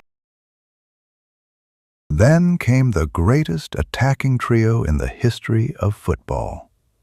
In the 2014 to 2017 period, Barcelona had Messi, Luis Suarez, and Neymar. Together, they were known as MSN, the M for Messi, the S for Suarez, the N for Neymar. In one single season, these three players scored 131 goals between them. 131 in 1 year. As a comparison, many full professional football teams struggle to score 60 or 70 goals in a full season. Three players scored almost twice that. But the most remarkable thing about MSN was not the goals. It was what these three men chose to do with the ball. Despite being three of the most talented players alive, they gave goals to each other. They unselfishly passed when they could have shot. That kind of generosity between superstars is rarer than any trophy. The word treble means three. In football, it means winning 3 major trophies in the same season: the domestic league title, the domestic cup, and the Champions League, which is the biggest club competition in Europe. Winning all 3 in one season is considered one of the hardest things any team can achieve. Most clubs never do it once in their entire history. Messi did it twice with Barcelona. Twice. Once in 2009 and again in 2015. And during those treble seasons, Messi was not just present. He was the reason. He was the force that made everything happen. His goals won games. His passes created goals. His presence on the pitch changed how entire teams prepared against Barcelona. The 2015 treble season with MSN is still talked about in football coaching circles as something close to a perfect performance. But for all his club success, there was one wound that would not heal: Argentina. His national team, the country he was born in, the people who gave him his football soul. Messi wore the Argentina shirt with enormous pride, but for almost 20 years, that shirt brought him only heartbreak. He lost the World Cup final in 2014. He lost the Copa America final multiple times. In 2016, after another painful defeat, he walked up to a microphone at a press conference and said something that shocked the entire football world. He said he was retiring from international football. He was done. He was finished. The pain was too great. The people who criticized him for not winning with Argentina had finally broken through. For a moment, it looked like this story would end without the ending it deserved. But then something happened. Something beautiful and entirely human. The people of Argentina responded, not with anger, not with more criticism, with love. The whole country seemed to speak at once. Messages poured out. Banners were hung in cities. People who had criticized Messi for years suddenly said, "We need you. Come back. Do not leave us." And Messi, who had cried at that microphone, who had felt completely exhausted and broken, listened. He came back. Not because he had something to prove, not for the money or the fame. He came back because that blue and white shirt still meant something deep inside him, something that no amount of pain could erase. He came back for Argentina, and Argentina was about to give him the greatest gift in football. In 2021, Argentina played in the Copa America, the biggest international tournament in South America. They had not won a major trophy in 28 years. 28 years of waiting. And Messi, now 33 years old, led them through every single game. In the final against Brazil, Argentina won 1-0. Messi did not score the goal. He did not need to. He controlled the game. He organized his teammates. He was everywhere and nowhere at the same time. When the final whistle blew, Messi fell to his knees on the Maracanã pitch, the most famous stadium in South America. He covered his face with both hands. His shoulders shook. He was crying. Grown men watching at home were crying. Because after 28 years, after all the pain and the criticism and the heartbreak, Argentina were champions again. And Messi had done it. But the Copa America was only the beginning. The final piece was still waiting. The World Cup. The one trophy that means more than every other trophy combined. In 2022, the tournament was held in Qatar. Messi was 35 years old. Most players at 35 are planning their retirement. Messi played every single minute of every game. Argentina reached the final against France. And France had Kylian Mbappé, the fastest and most dangerous young player in the world. In that final, Messi scored 2 goals. France came back, tied the game. Mbappé scored twice in the final minutes. The match went to extra time, then penalties. Messi stepped up, scored. And when France's final penalty missed, it was over. Argentina had won the World Cup. The last piece of Messi's story had finally arrived. People who watched Messi win that World Cup trophy noticed something important. He did not scream. He did not jump around wildly. He held the trophy and looked up at the sky, quietly, in his own way. Because Messi has always been quiet. His idol and predecessor, Diego Maradona, was fire and noise and raw passion. Maradona screamed his goals. He grabbed the microphone. He was thunder. Messi was always different. Messi let his football speak. For years, people in Argentina criticized him for not being emotional enough, not being Argentine enough. But in Qatar, watching him lift that trophy, holding it toward the sky, nobody said he was not Argentine enough.